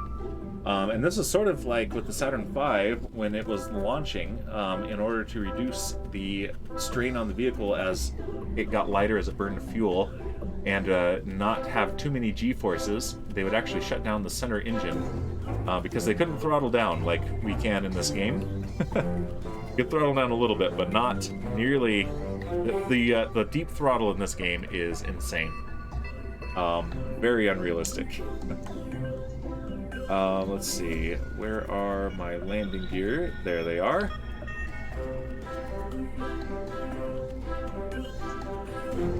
I do like how this worked, but it did clip more than I like. So let's leave that there. Let's try something else. Structural parts. What do we have available? What about the not Rockamance micronode? All right, 0.15 tons compared to 0.125 tons, so it's a little bit heavier.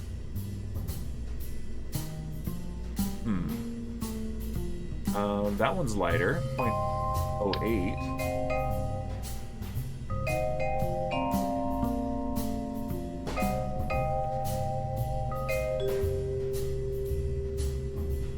Yeah, I don't...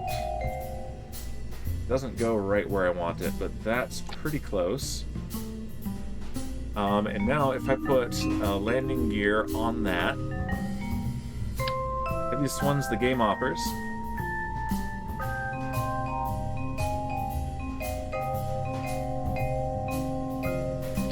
Let's do this. P. Bangman says, this music reminds me of SimCity 2000. Yeah, it does. And actually, I've been thinking SimCity 2000 might be a fun game to do on whatever Wednesday. I do want to do some more retro-style games. Some of our old games from our youth, like Glider, for example. I want to do Sim Ant. I miss Sim Ant so much. That was a great game.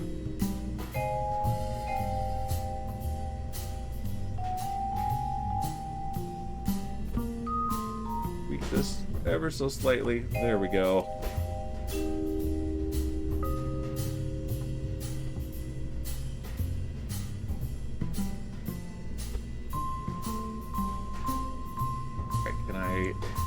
Reach in here and grab just this girder right here. Yes. All right.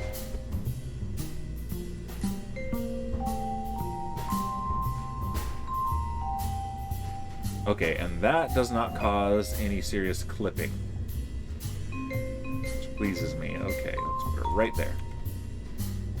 All right, and this here, let's see, your rigid attachment. Auto strut is locked to heaviest part. Okay. But this here, rigid attachment and auto strut to grandparent part. There we go. P-Bangman says, Sim Ant was my favorite of those games. Also liked Sim Tower. Yeah, Sim Tower was great. Shivrick says, I want the new SWAT 4 game. I forget why they what they renamed it to. I don't know that one, I think. Interesting. Okay. So that should be pretty good right there. And now let's adjust. Maybe if we only let the center engine gimbal. Gimbal locked. Gimbal locked. Let's test that.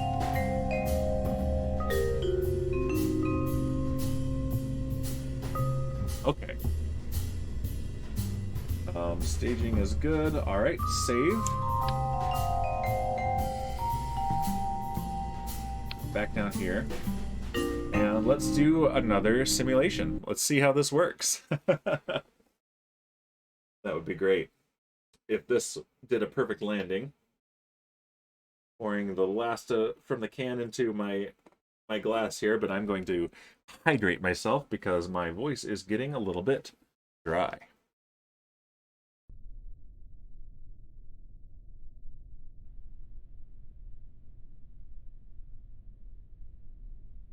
There we go. I was waiting for someone to find that. I've basically been giving that away for free, Shipwreck, but yeah. Basically, I want to encourage people to ask a question if they have it, so yeah, that's... I'm afraid, Shipwreck. Alright, let's do a test. 5, 4, 3, 2, 1, and liftoff. And gear retract. Oh yes, this is much nicer with only one engine gimbaling. Much finer control.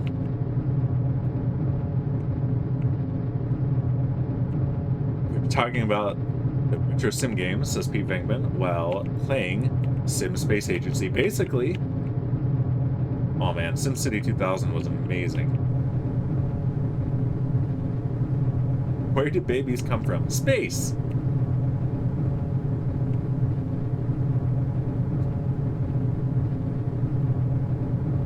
Wow, Shipwreck, wow. Alright, vehicle is supersonic. Let's just hold 60 degrees.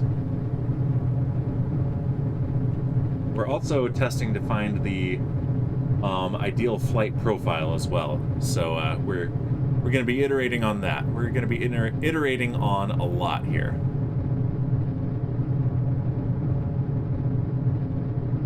Is looking nominal. Fuel is locked.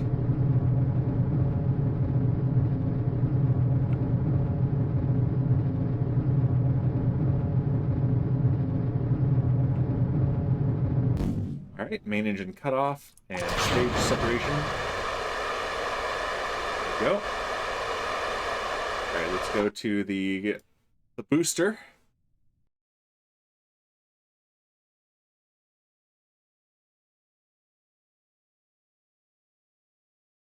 And let's immediately turn on our RCS and go to retrograde mode.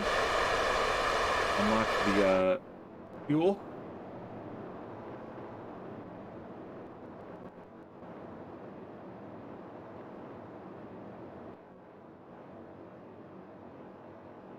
And throttle up.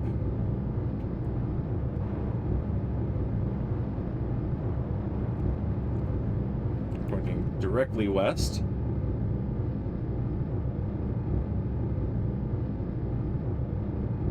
Yeah, we're going to be landing on some hills over there. We might need more power to our maneuvering thrusters. Okay, so our thrust-to-weight ratio, let's turn on point retrograde and let's open up the air brakes. Thrust-to-weight ratio is 10.5 with all 9 engines. Let's see, but turn off one set and we go to about 6. off the other set and we go to just over 1, which is not actually enough. So let's turn that set back on. And we got control of 5 engines here, the middle of which gimbals. Turn off our maneuvering thrusters. Conserve our monopropellant.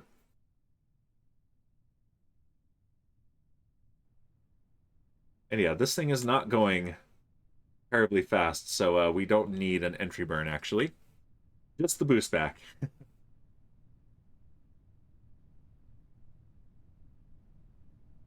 Might do some experiments with the MechJeb mod and see if I can get this to autopilot, because that is honestly...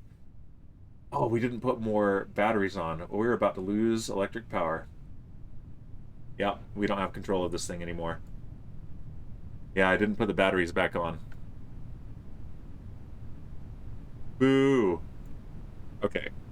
For the sake of the simulation, infinite electricity. There we go.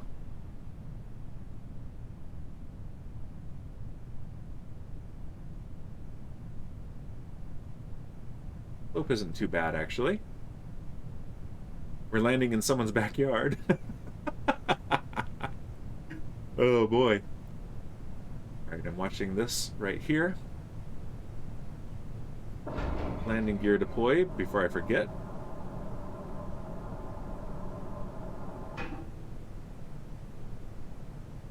And landing burn start.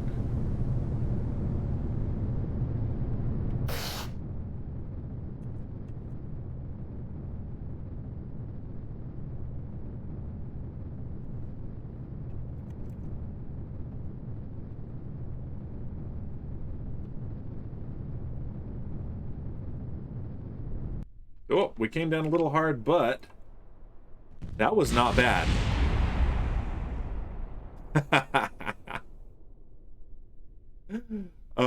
Let's see. Sprick says, why did the astronaut break up with her boyfriend? Because she needed some space.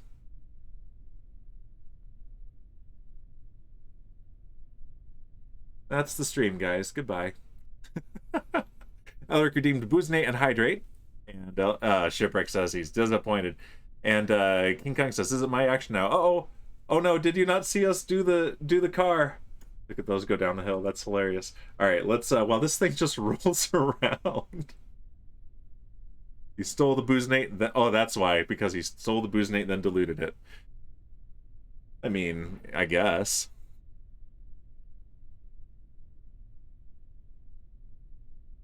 Blows up and he calls it not bad. It wasn't bad. Just keeping Hangover Dan at bay. That's right. Elric has my best interest in mind. Usually it's Satan who does that. Well, it's about equal, actually.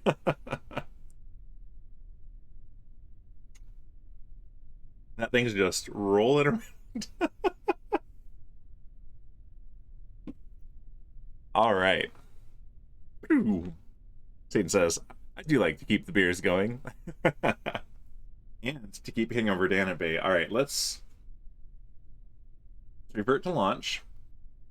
And let's do a couple fixes. We're going to want to remember to turn off the infinite electricity cheat. Sherbrick says, who cares about Hangover Dan? That's his problem. Alright, and recover vessel. Actually, I think since we did a revert, it already will have turned off the infinite electricity, but we will double check that. We could also put some solar panels on it, but we're going to go with batteries. I hear the birds. All right, back to the vehicle assembly building.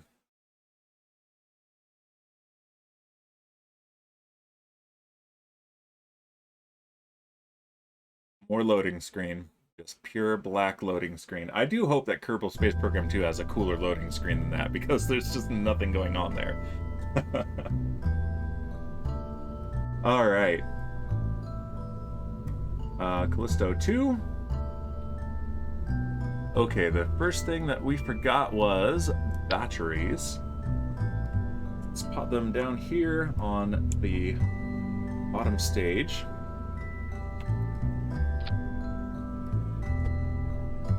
We definitely had enough fuel. With that more effective flight profile, we were able to come to pretty much a stop. So yeah, that was excellent. Okay. So, what else do we want? Yeah, I liked having only the center engine gimbaling as well. That was perfect for the control. Do we want... Yeah, we want more... No, I think this will be fine. We did okay with the, with our reaction control thrusters. Alright, so yeah, let's do another test then. Was there anything else I wanted to tweak while we were here? It was really just the batteries. Alright, let's save that. Let's go back to the launch pad. And let's do another test.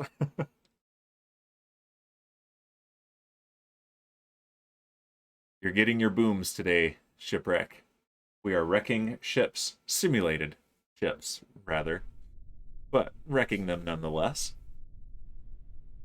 Should put Shipwreck's flag on this thing. I just realized we have no flags on this. That's unacceptable. Alright. Throttle up. Stability assist is on. Let's double check.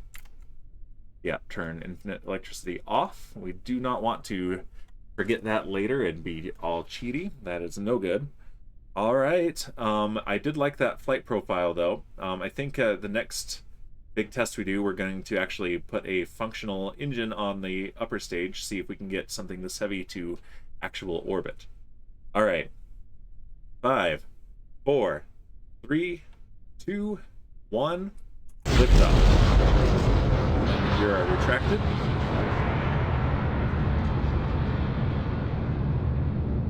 Vehicle is pitching downrange.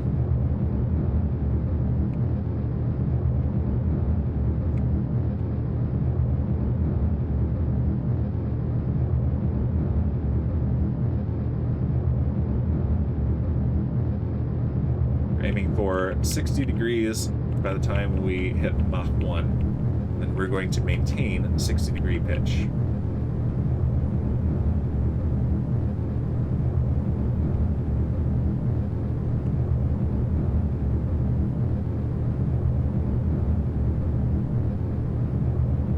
This vehicle is supersonic.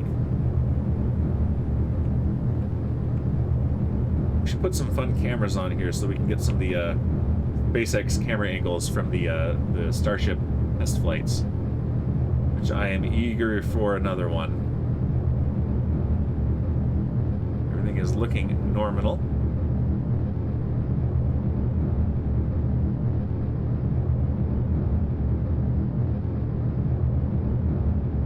Coming up on main engine cutoff.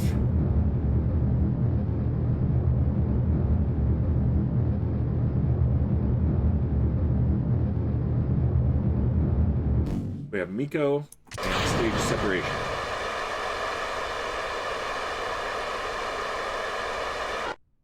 All right, let's switch to the booster.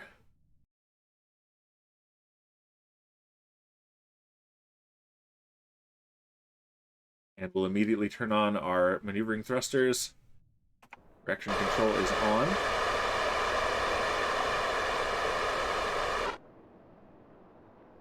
All right, we want to point directly west, but at the horizon. Come on. All right, let's unlock the fuel tanks. Turn on that, turn off 4 of our engines. Go back to map mode, there we go. And throttle up.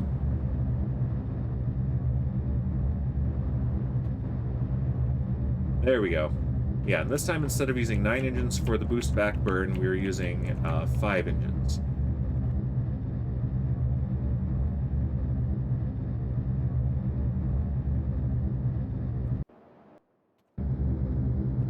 And I think we're getting better efficiency that way. Let's back just a little bit more.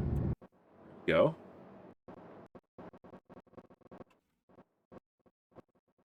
retrograde again. Let's watch our fuel. We don't want to burn all of our monopropellant now. We want to save some of that for staying upright when we are coming in for our landing.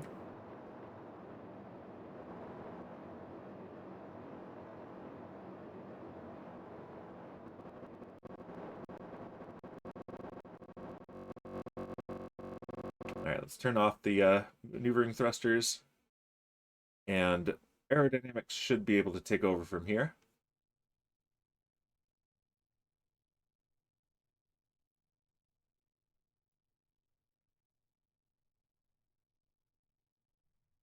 Alright.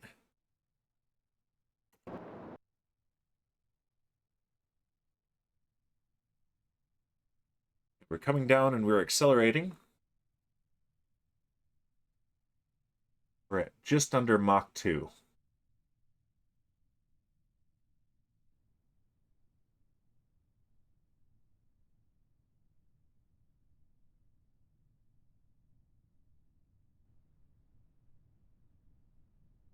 And yeah, we're going to come down in a populated area again.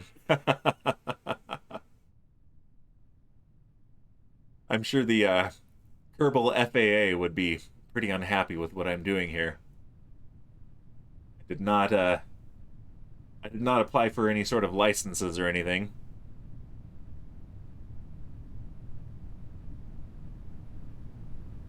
Oh yeah, we're coming in downtown. Yes. Okay. That was me just testing which engines I have active. Alright, watching this suicide burn countdown. Coming down right over a highway, it looks like. Nice.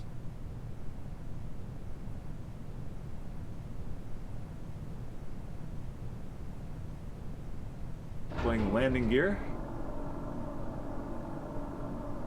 And landing burn start.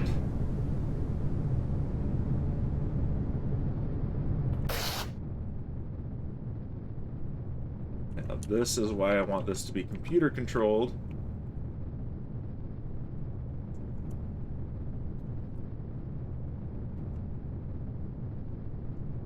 Use this.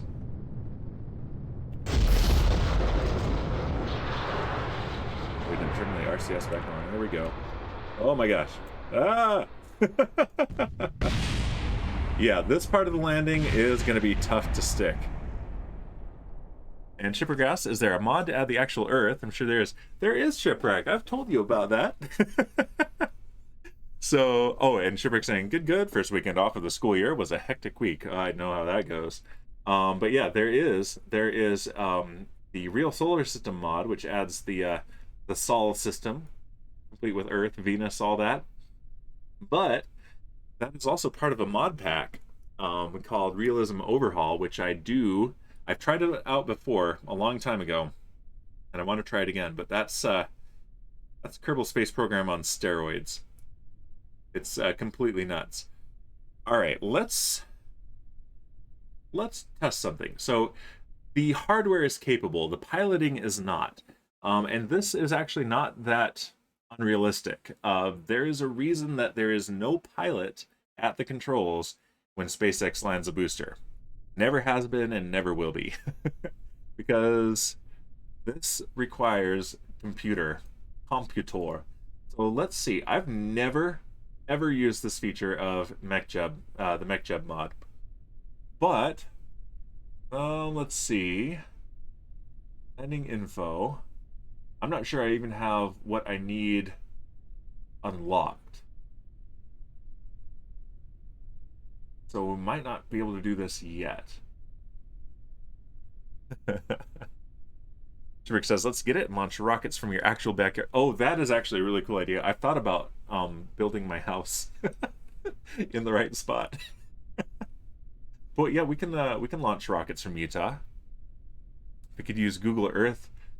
Oh man, that would be intense. And oh, the frame rates. You'd have frames per minute. Yep. At least in this game. With a better game engine, maybe some stuff like that would be more reasonable. But let's see, landing info, pick position target. I wish it wouldn't bring me out here. I want to, okay.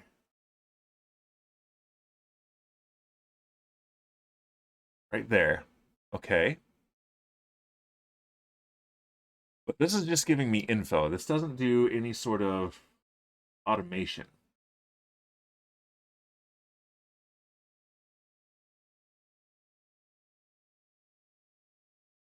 Abilities. Interesting. Ooh.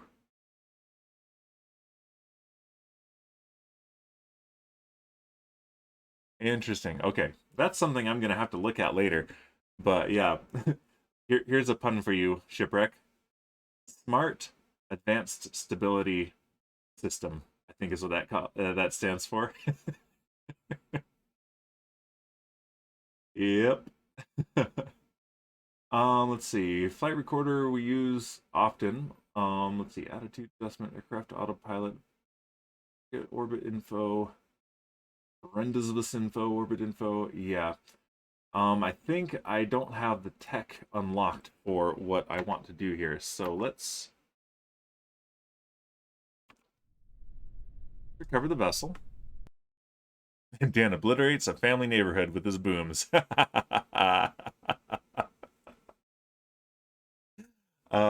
If I could protect just my house, though, then you know that'd be real nice for an introvert hermit like me. Oh, I don't know what happened. It's just like every house but mine in my neighborhood kind of got flattened by an explosion. It's so weird. All right. Research and Development Center. Let's see. Specialized electrics, automation, MechJeb pod, and tech. Costs 300. We don't have the tech for that. Here we go. MechJeb features Ascent, Landing, and Spaceplane. Unlocks following MechJeb windows: Ascent Autopilot, Landing Autopilot, that's the one I want, Spaceplane Guidance. Once unlocked, all existing MechJeb modules will automatically be upgraded to the latest firmware. Okay, that costs 300. We only have 124, so that absolutely is the next thing that I want to unlock. So let's move along from this a little bit. We're 2 hours into our 3 hours, so we can definitely come back to that. We've done some good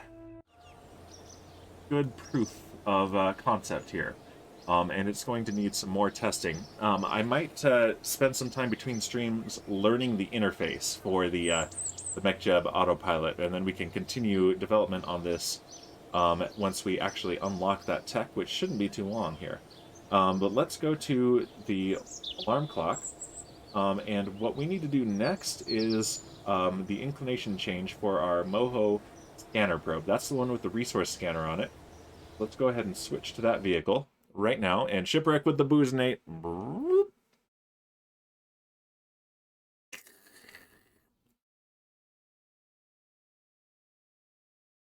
Thank you, Shipwreck. Always looking out for me. And here we go. This is our satellite headed to Moho. We've had not a lot of luck getting to Moho. We've done some flybys, but I don't think we've gotten into orbit yet. Satan with the hydrant. Oh, can you imagine it? It's Satan who's the one who's telling me to drink water instead of the boozahol. Thank you, Satan.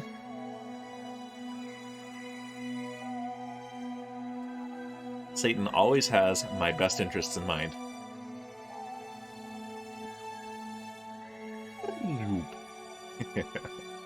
Okay, but yeah, we have a maneuver coming up. It's a 2 kilometer per second maneuver out of the 7.8 kilometers per second we have available because of our highly efficient atomic rocket motor.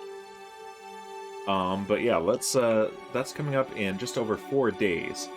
So we zoom out here. That's our comms connection back to Kerbal. And here is our orbit taking us to this maneuver, and that maneuver will give us our encounter with Moho. So let's go ahead and warp to that.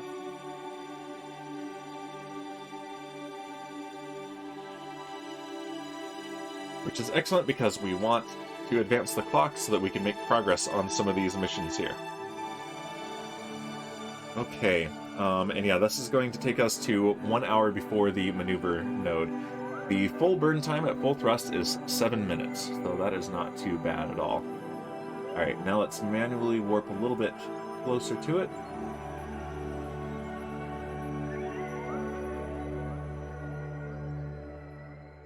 Alright, node coming up in 6 minutes, which is perfect. At 3.5 minutes is when we want to do the burn. So let's go ahead and point towards the maneuver marker.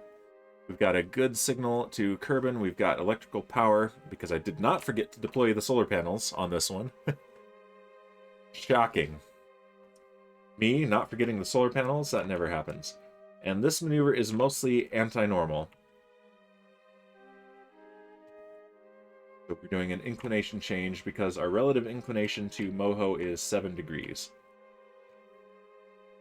And we are basically at the ascending node. We're about an hour away from the ascending node, so this is where we want to change our inclination. What? What? What's the derp? What's the derp, shipwreck? Tell me what am's the derp.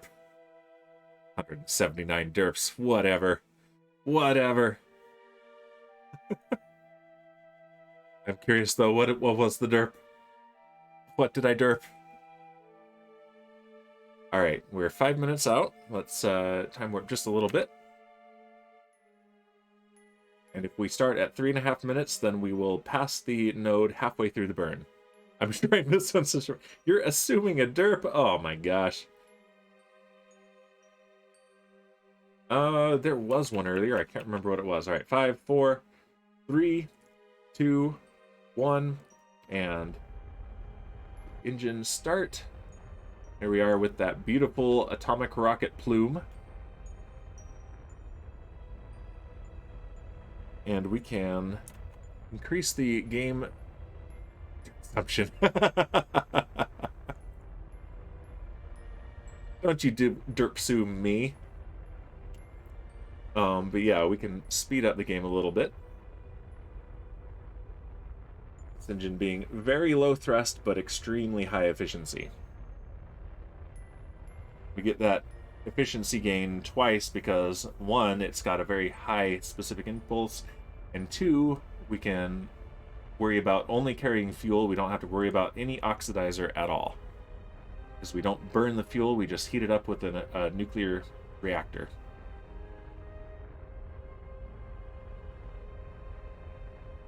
Everything is looking normal.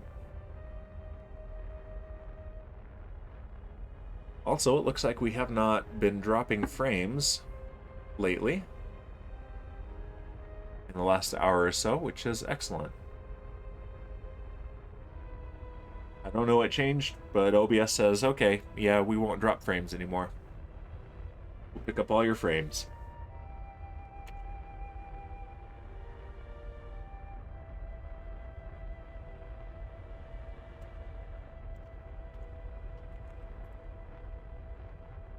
There we go.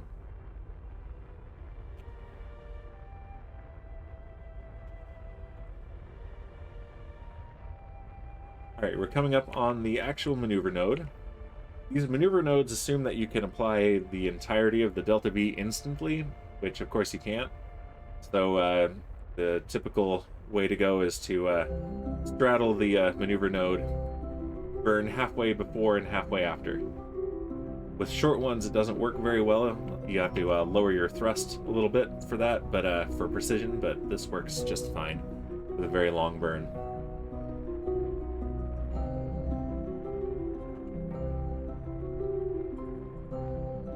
What about the Delta W? What does W stand for, shipwreck? Is that for wreck?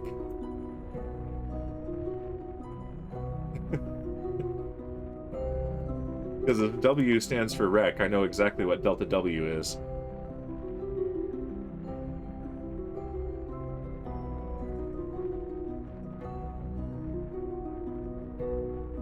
All right, we got a minute and a half left in the burn.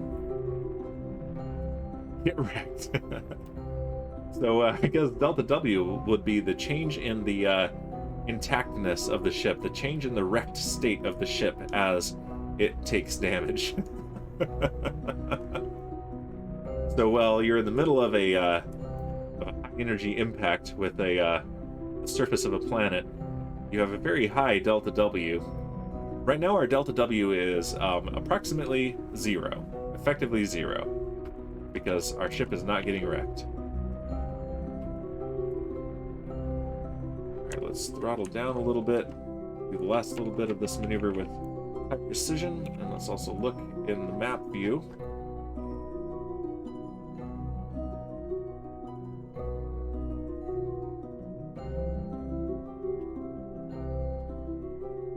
Alright, 40 meters per second to go.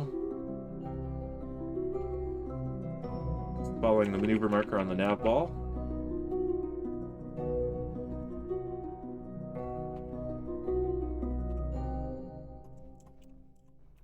There we go. We have done it, and we have an encounter with Moho. I'm here for the Rex, though. Delta M would be change in mole population. That's what that would be. I just made that one up. All right, what is our Moho periapsis? Nice, it's 316 kilometers. That's really good. And we're going to get there in just 3 weeks. Let's see, Moho Cape. Get the Moho encounter.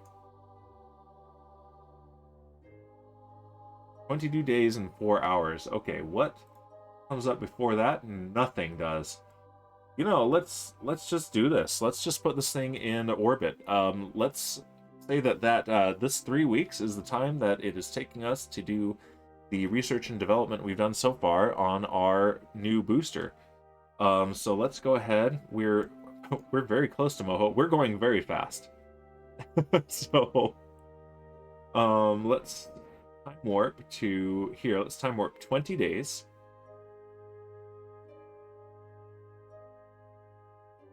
Let's take it out of physics warp mode before we do that, though. There we go. And there's Moho right there. You can see it moving across the screen.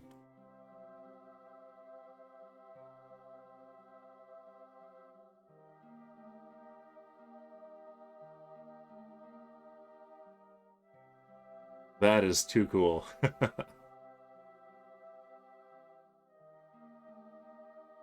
And we're going to be able to visibly see it get bigger here in a minute.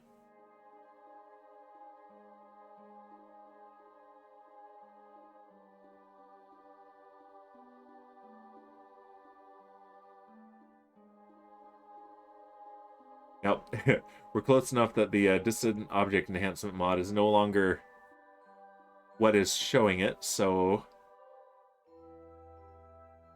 yeah. It's right back there, but we're probably on the shadowy part of it. No, we should be seeing a fully illuminated Moho.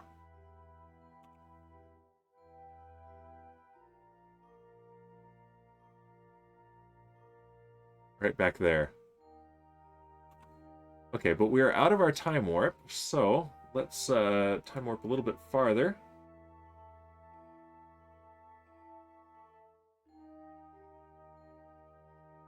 There's Moho. You can see it again.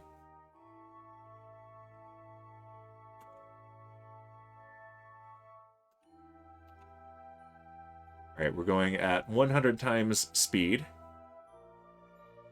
1,000 times speed.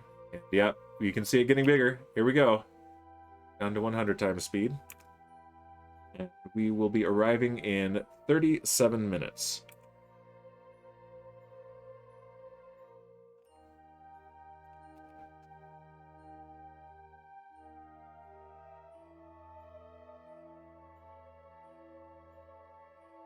All right, we are in Moho's sphere of influence. Let's point retrograde.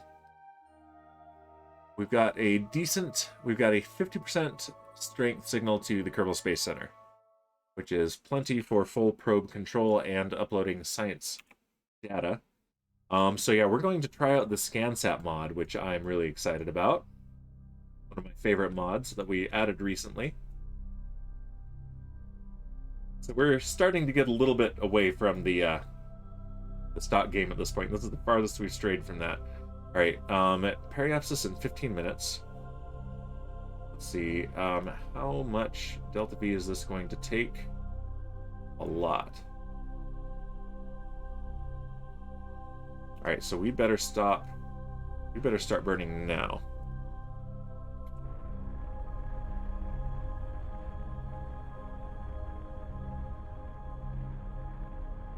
Yeah, our speed in orbit is nearly 9 kilometers per second.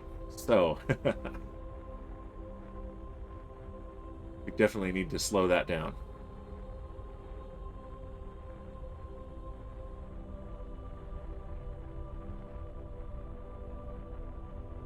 And as we slow down, we'll see our time till Moho escape go up slowly at first and faster as we get a little bit more leverage on this orbit.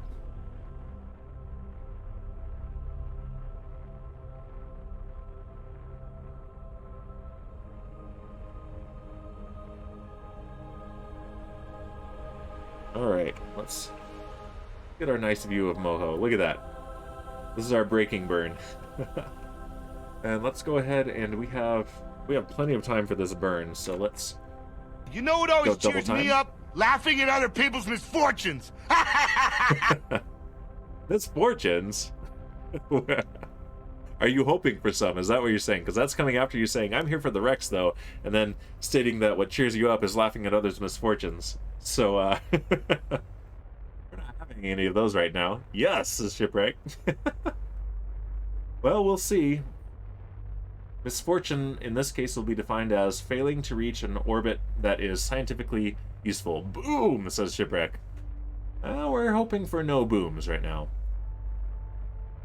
The goal is 0 booms. The goal is to scan the surface of Moho for resources that we can later drill for fuel.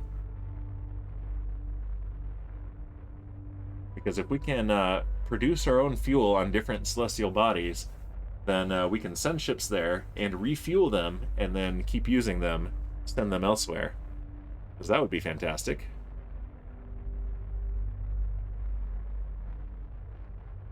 All right, we are slowing down here. We're well under 8 kilometers per second relative to the planet.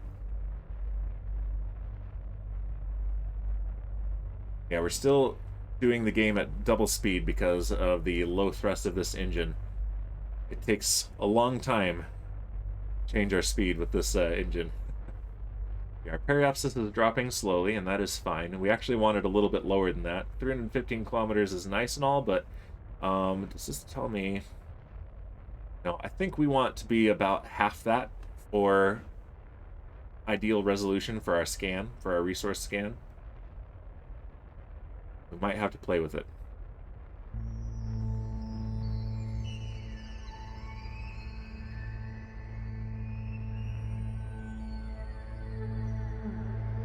Okay, down to 7 kilometers per second, and the last bit of burn will be done by our actual satellite itself.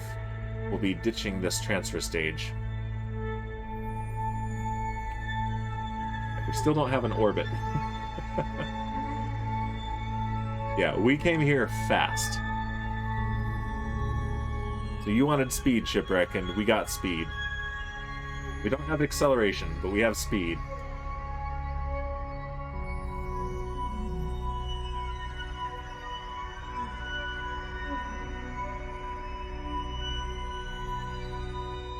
Alright, 6.5 kilometers per second. And we are about to deplete this stage.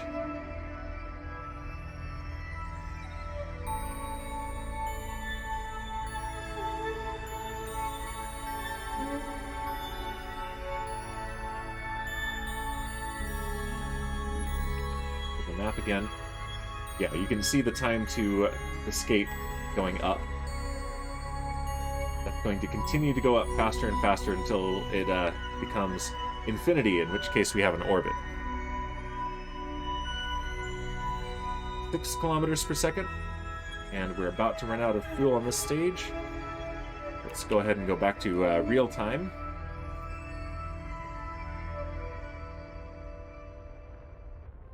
Alright, we have run out of fuel. Let's ditch the atomic stage.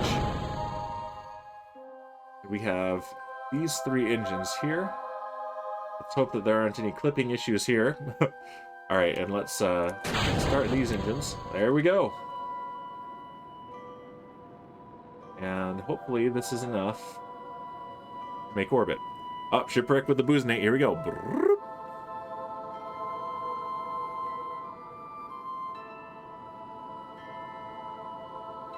Thank you, shipwreck.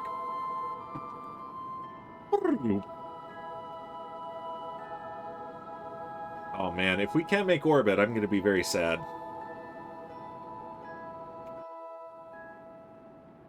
We're going to have to try again if that's the case. But yeah, we have 1/10 the acceleration that we had, the thrust that we had before. We had 60 kilonewtons of thrust, now we have 6, because we have 3 2 kilonewton thrusters on the back of this thing. Burning for all they're worth.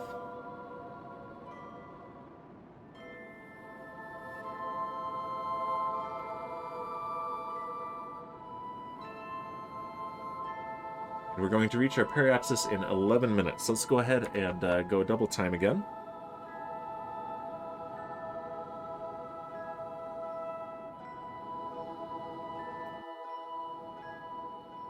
Right now we are burning the fuel in these external tanks.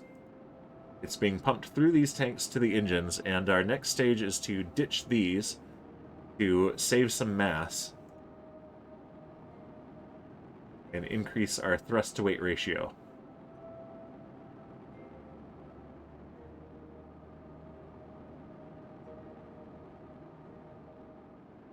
Yeah, we have 2.5 kilometers per second of delta V remaining. That's almost half of our current speed relative to Moho, so fingers crossed, hopefully this is enough for an orbit. I think it is.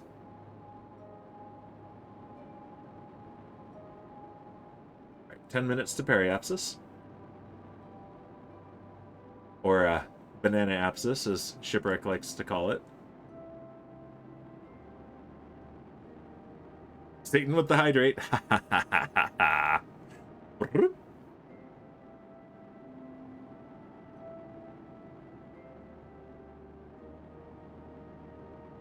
Thank you, Satan.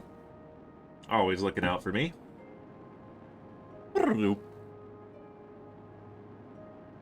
Shipwreck says, "No, Satan, bad." What, Satan bad? No.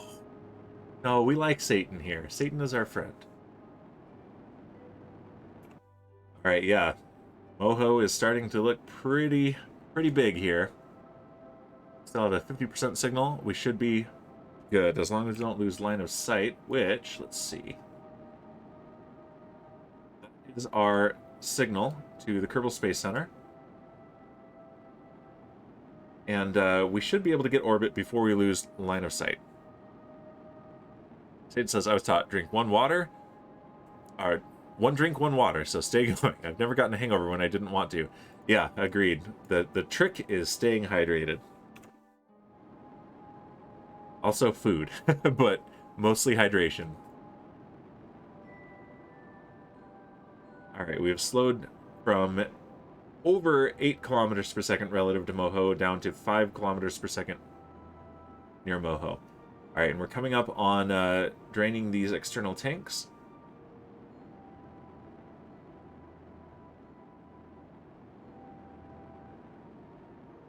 Okay, let's slow back down to real time.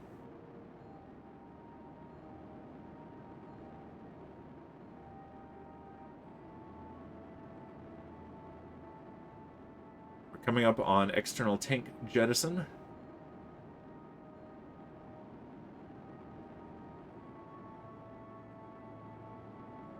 Right now. There they go. Goodbye. And that gave us a significant boost in thrust-to-weight ratio because those tanks being empty were just dead weight. Shipwreck says, if you're gonna do one drink then one water, just drink American beer, same thing. Yeah, well, okay, but you say American beer, what you mean is regular, like, factory beer, because I drink American beer. That's American beer. And I'd like you to take a look there. It's the real thing.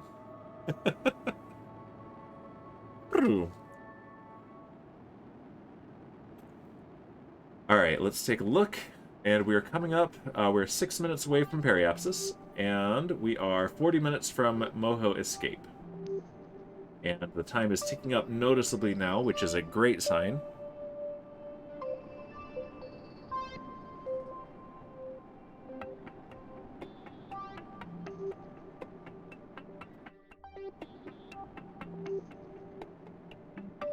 But yeah, look at that. We can see individual craters at this point. That's a beautiful view. Let's get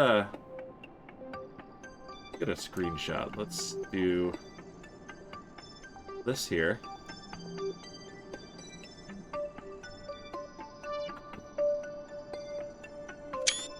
There we go.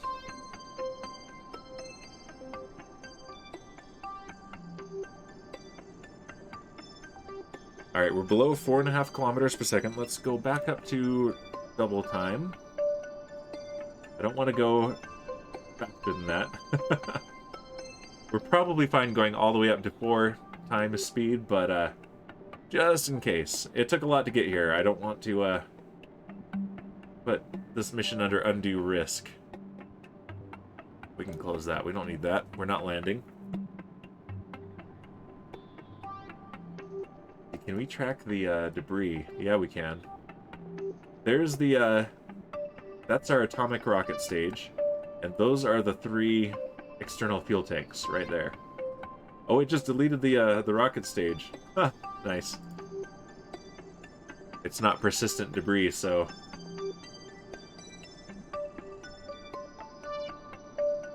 Alright, and our Moho Periapsis is dropping still, which is okay.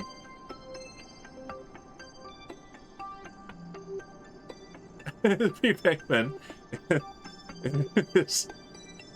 Your assumptions are incorrect, sir. Risk this mission, but Princess Kerman? No big deal. I did not unduly risk Princess Kerman. What are you on about? Very rude.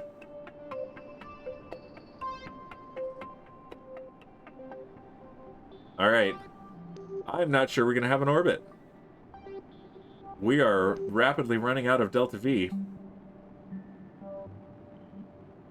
Your blatant disregard for the well-being of your astronaut is astounding. Oh, come on now. Hey. What's the derp, Shipwreck? Is it not making an orbit? Calling viewers rude. Hey, it's my brother. I can call him rude. Yeah, I don't think we're gonna make an orbit. No! We came in too fast. This is disappointing.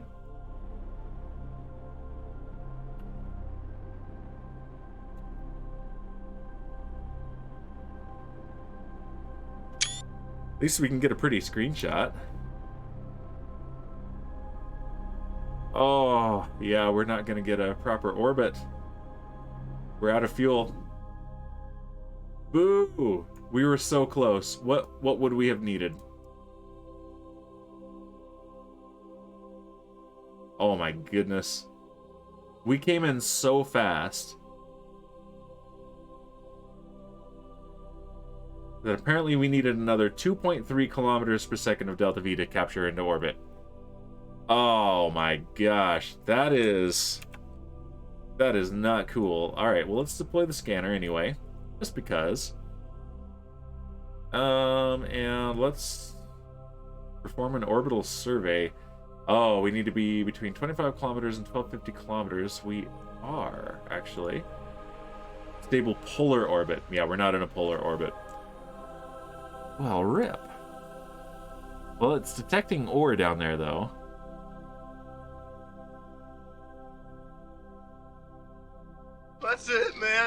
over, man. It's game over. Okay. Yeah, seriously. Game over, man. Game over. Well. Boo. Now I'm the sad. Alright, well, let's go back to the Space Center, and let's do another test of our new launcher. At the next launch window, we'll launch again. With this new launcher that we're developing, we should be able to get bigger craft into orbit. So we'll see. Although we might still be strapping solid boosters to it. We'll see. Who knows? Okay. Oh, nice. It's the middle of the day, so perfect weather for test launches. Yeah, Moho is difficult. It takes a lot to get to Moho. It's the closest planet to the sun, a good analog for Mercury, and so you need a lot of Delta V to get there. And so we've gotten there successfully the last, like, 3 times, but we haven't gotten into orbit yet. We haven't been able to slow down once we get there. Not enough.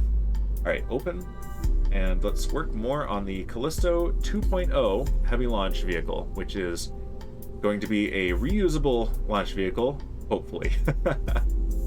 Alright, and what we want to do is adjust this, and let's see, our mass, 181 tons. So we want to put a mass limit on payload to orbit of, or a payload for this booster to 180 tons. Let's remove this. Do we have any contracts we can attempt to complete with, where are my contracts? Oh no. Did this delete my contracts? Yeah, I think the flight manager for recoverable stages mod deleted my contracts. I'm gonna have to do some save game shenanigans to fix that. Because that's not cool, man. It's happened to me before. Dang it. I don't like that. Might have to come up with a different way to do a recoverable stage.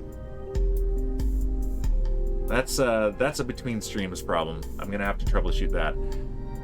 Boo! Alright, I'm gonna have to compare the contracts in the in my backup to the contracts now and restore them. It'll take a little bit of time, but it's very doable. I can do that. So thanks, game. I hate it. Alright, let's go to fuel tanks, and let's pop this guy on there, and let's pop engine on. Let's see, should we go with the Wolfhound? It's very low thrust, but it's high efficiency. Skipper is the one we've been using a lot. Let's see, what's the ISP on that? 320 versus 380. It's a significant difference, but that's still pretty high. Let's pop that on there, and yeah, that's gross. So we are going to have to use an engine plate up here so we can get a proper shroud. Because we don't have the right size fairing here yet. We haven't unlocked that. Okay, so decouplers. There we go. And let's do... We don't have the 5-meter engine plate either. Yeah. Big grumbles. We're getting into some of my frustrations with this, with the tech tree in the stock game here, but that's okay. We'll deal with it. Let's see if we do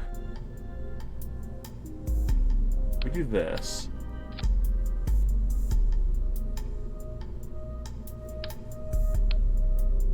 And let's put the next size down of decoupler, the DD37,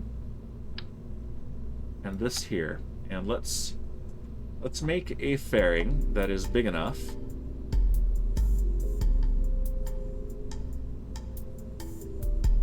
Like that. And let's make it an interstage fairing by holding down Alt and clicking. Alright, and let's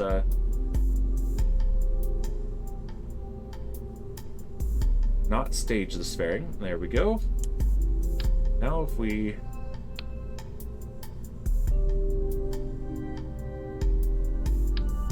that on there, and let's clip it into there. Turn off the mouse over.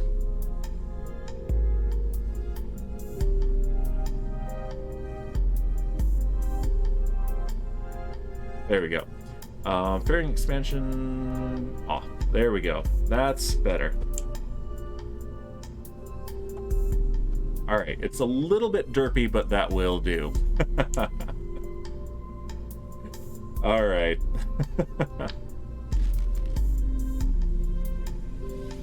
Alright, let's go ahead and save that. Let's fix our staging.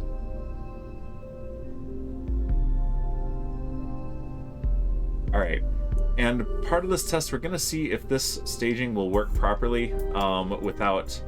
This might clip and explode. I know you're hoping for that, Shipwreck, but we'll see. We'll find out. Alright, let's do a launch.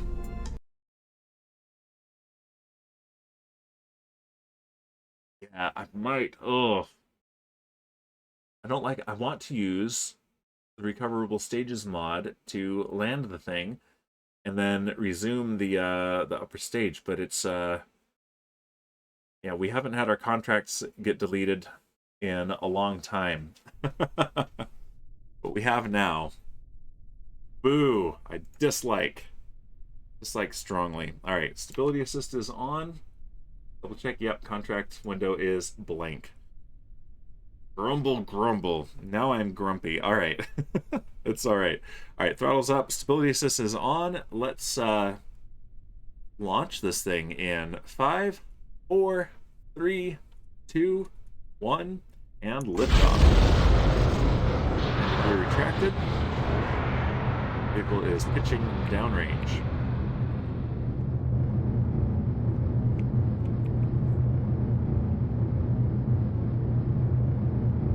Once again, we have only the middle engine gimbaling so that we have... It's not so twitchy.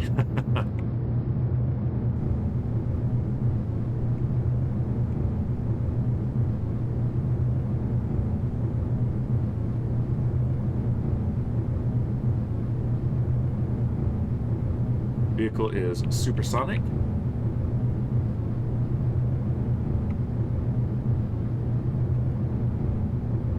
Holding a pitch of 60 degrees.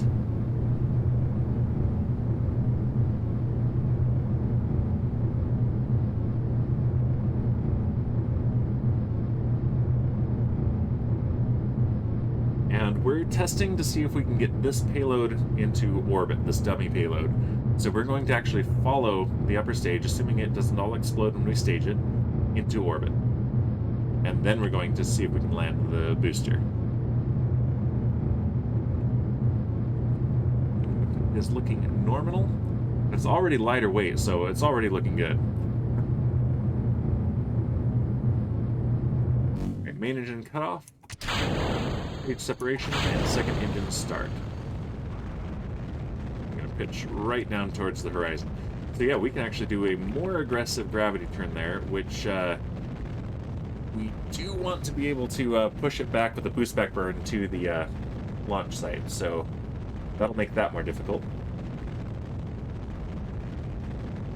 But yeah, we were only at about 110, 115 tons instead of 180, which we tested this switch with, which is good because that means we have room for more payload up here. So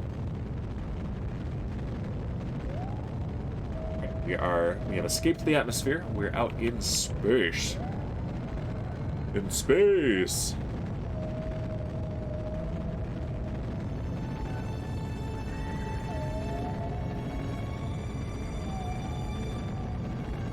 And let's go for a 150 kilometer orbit. That's where our space station is, so that's a good orbit to aim for.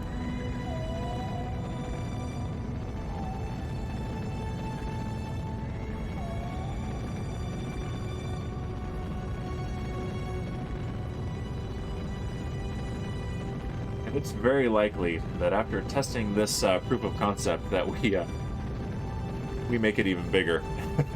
So there may very well be a Callisto 3.0.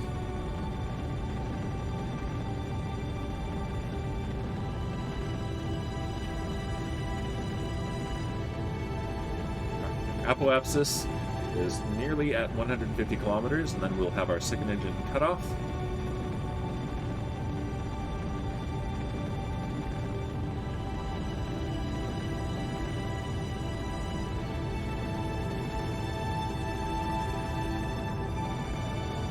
And second engine cut off. All right, let's time warp a little bit. Our periapsis is looking pretty good. It's at minus 368 kilometers, which is should be no problem to raise that. Let's go to about 30 seconds to periapsis.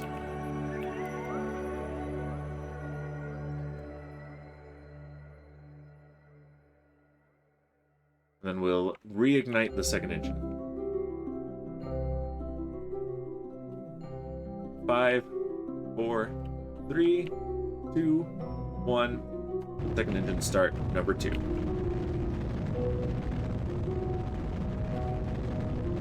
And basically our only attitude control is the gimbaling on this engine. We have a tiny reaction wheel in the probe core. It's nothing close to strong enough to rotate this thing, so... Oh, Elric redeeming the Boozinate. Whoop. Thank you, Elric. And the Hydrate.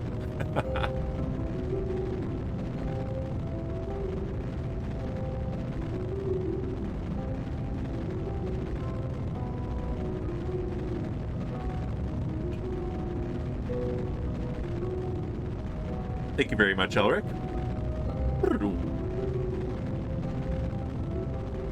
Alright, our periapsis is rising rapidly. Just as we want it to. Yeah, this thing has 5 kilometers per second of delta V, so yeah, with these wide tanks, we can carry a lot of fuel, so yeah, this thing will be plenty capable launcher. Right, we have a positive periapsis.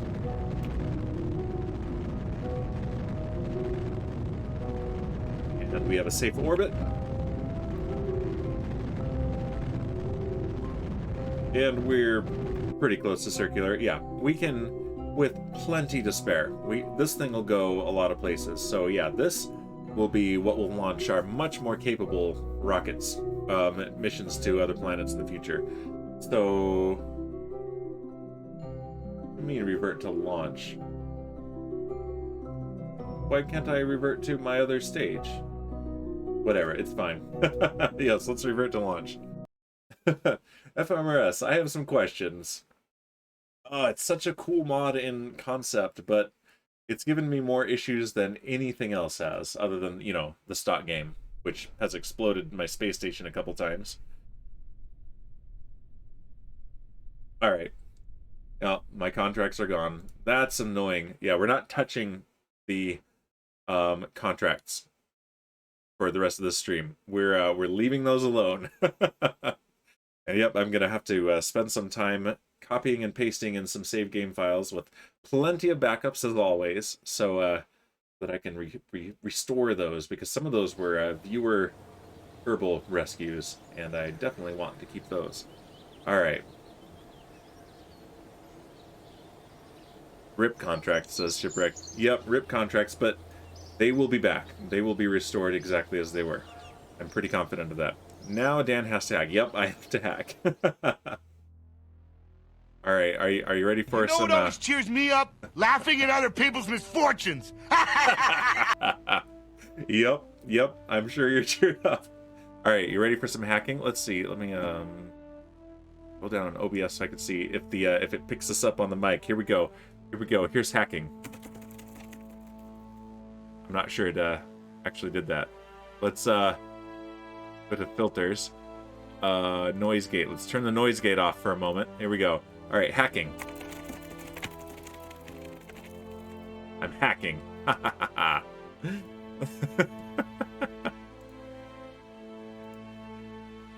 Okay. Alright.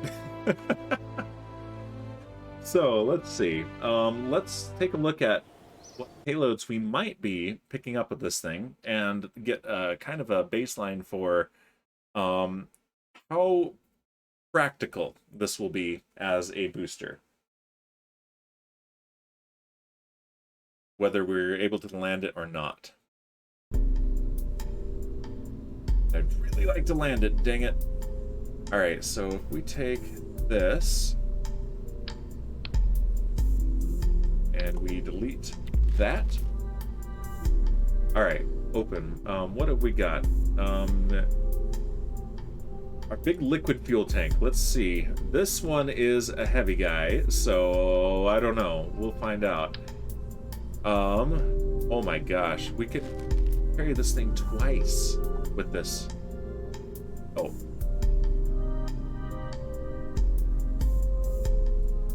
Callisto 2.0 and merge from here. There we go. Yeah. This will launch the fuel tank, no problem. A lot more expensive than, you know, we're used to, unless we can recover it. That's the key. If we could recover it, then all we have to really pay for is the fuel to refuel it, and, you know, the cost to go and get it. So, that's a big deal. And look at this. If I can get the right fairing, or I mean, I'm hacking this fairing in. So, I mean, the way this game calculates drag, though, this is. Come on, turn off. Can I reach the fairing? I don't want the mouse over. Okay, we're just gonna have to move the mouse away. But yeah, I'm gonna point at my screen with my finger. Just imagine that you can actually, you know, see my finger. Wait, are you ready for this? Let's do this. Let's see. All right. Right here. Yeah, we're doing this. We're using the boost cam for it. See, that is flush, essentially, right? But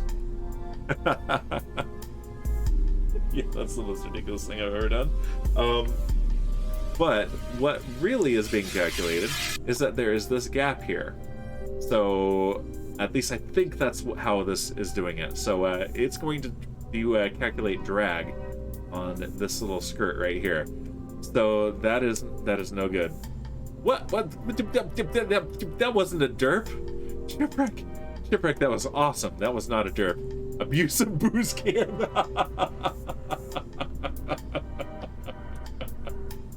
Well, I mean, my mods, their word is law, so not gonna argue with my own moderators. Shipwreck, you were so fired. Abusive boost cam, I see. Okay. But yeah, this thing will be able to launch absolutely huge fuel tanks to the station. I'm very excited about that. And the crowd goes wild. Yay! Okay, so what else we put on here? Let's open, don't save. Ooh, I need to clean this up too. Crew transporter, that's something. Escape pods, yeah, we need to send some more derp modules. Personnel orbital rescue craft 5. What about this thing? This is our current one right here. So let's pull this off. Bloop. And let's open, do not save. And let's go back up to Callisto 2.0 merge.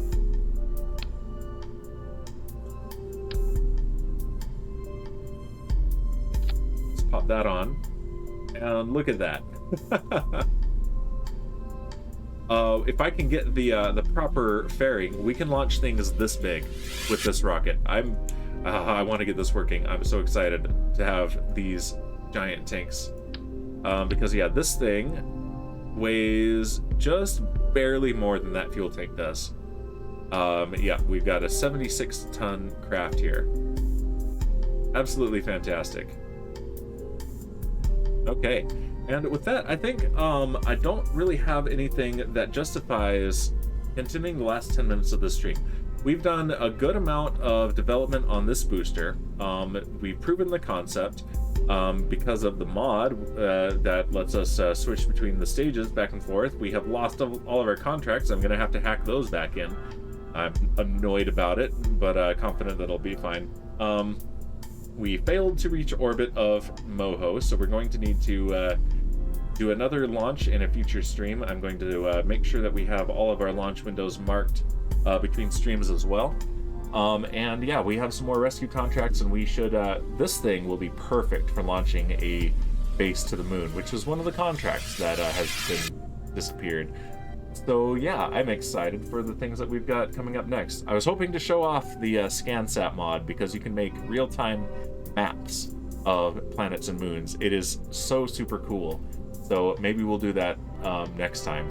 We'll launch something to Kerbal orbit or something. But yeah, with that, I think I'm going to go ahead and end. And annoyingly, I'm just going to have to use the commands to do the raid, because I cannot actually see the panel in OBS. That I can't even reload it. It's just crashed. That one panel that has things like that. Let's see. Let's open up Twitch on my phone so I can see who is online.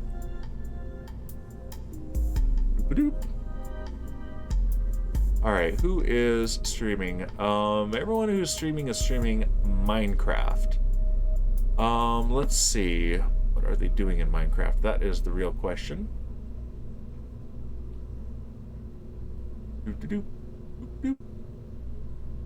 I think Kaylee just started. Let's raid Kaylee. She is a friend of the channel. She is always trying to steal first from Shipwreck. She wasn't here today, but yeah, let's raid Kaylee. Yeah, I will see you guys on Monday for more Minecraft on the first SMP. Let's see. Oh, let's caps lock. Caps lock is what gives me the fine controls in Kerbal Space Program, so I always have it on here. Kaylee Obsidia. There it is.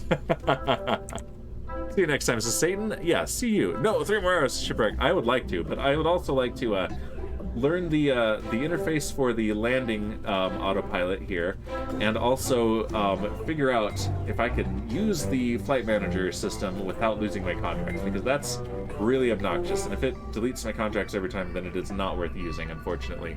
But yeah, I'll be back for Minecraft on the first SMP on Monday, and doing whatever Wednesday. I'll choose something cool to do for that, and I'll see you guys next week for more Kerbal. So yeah, let's raid. Raid has been created. Excellent. And yeah, I'll see you guys later. Goodbye. Wait. The raid call. Here it is. That's the raid call. Copy and paste that. All right. Goodbye.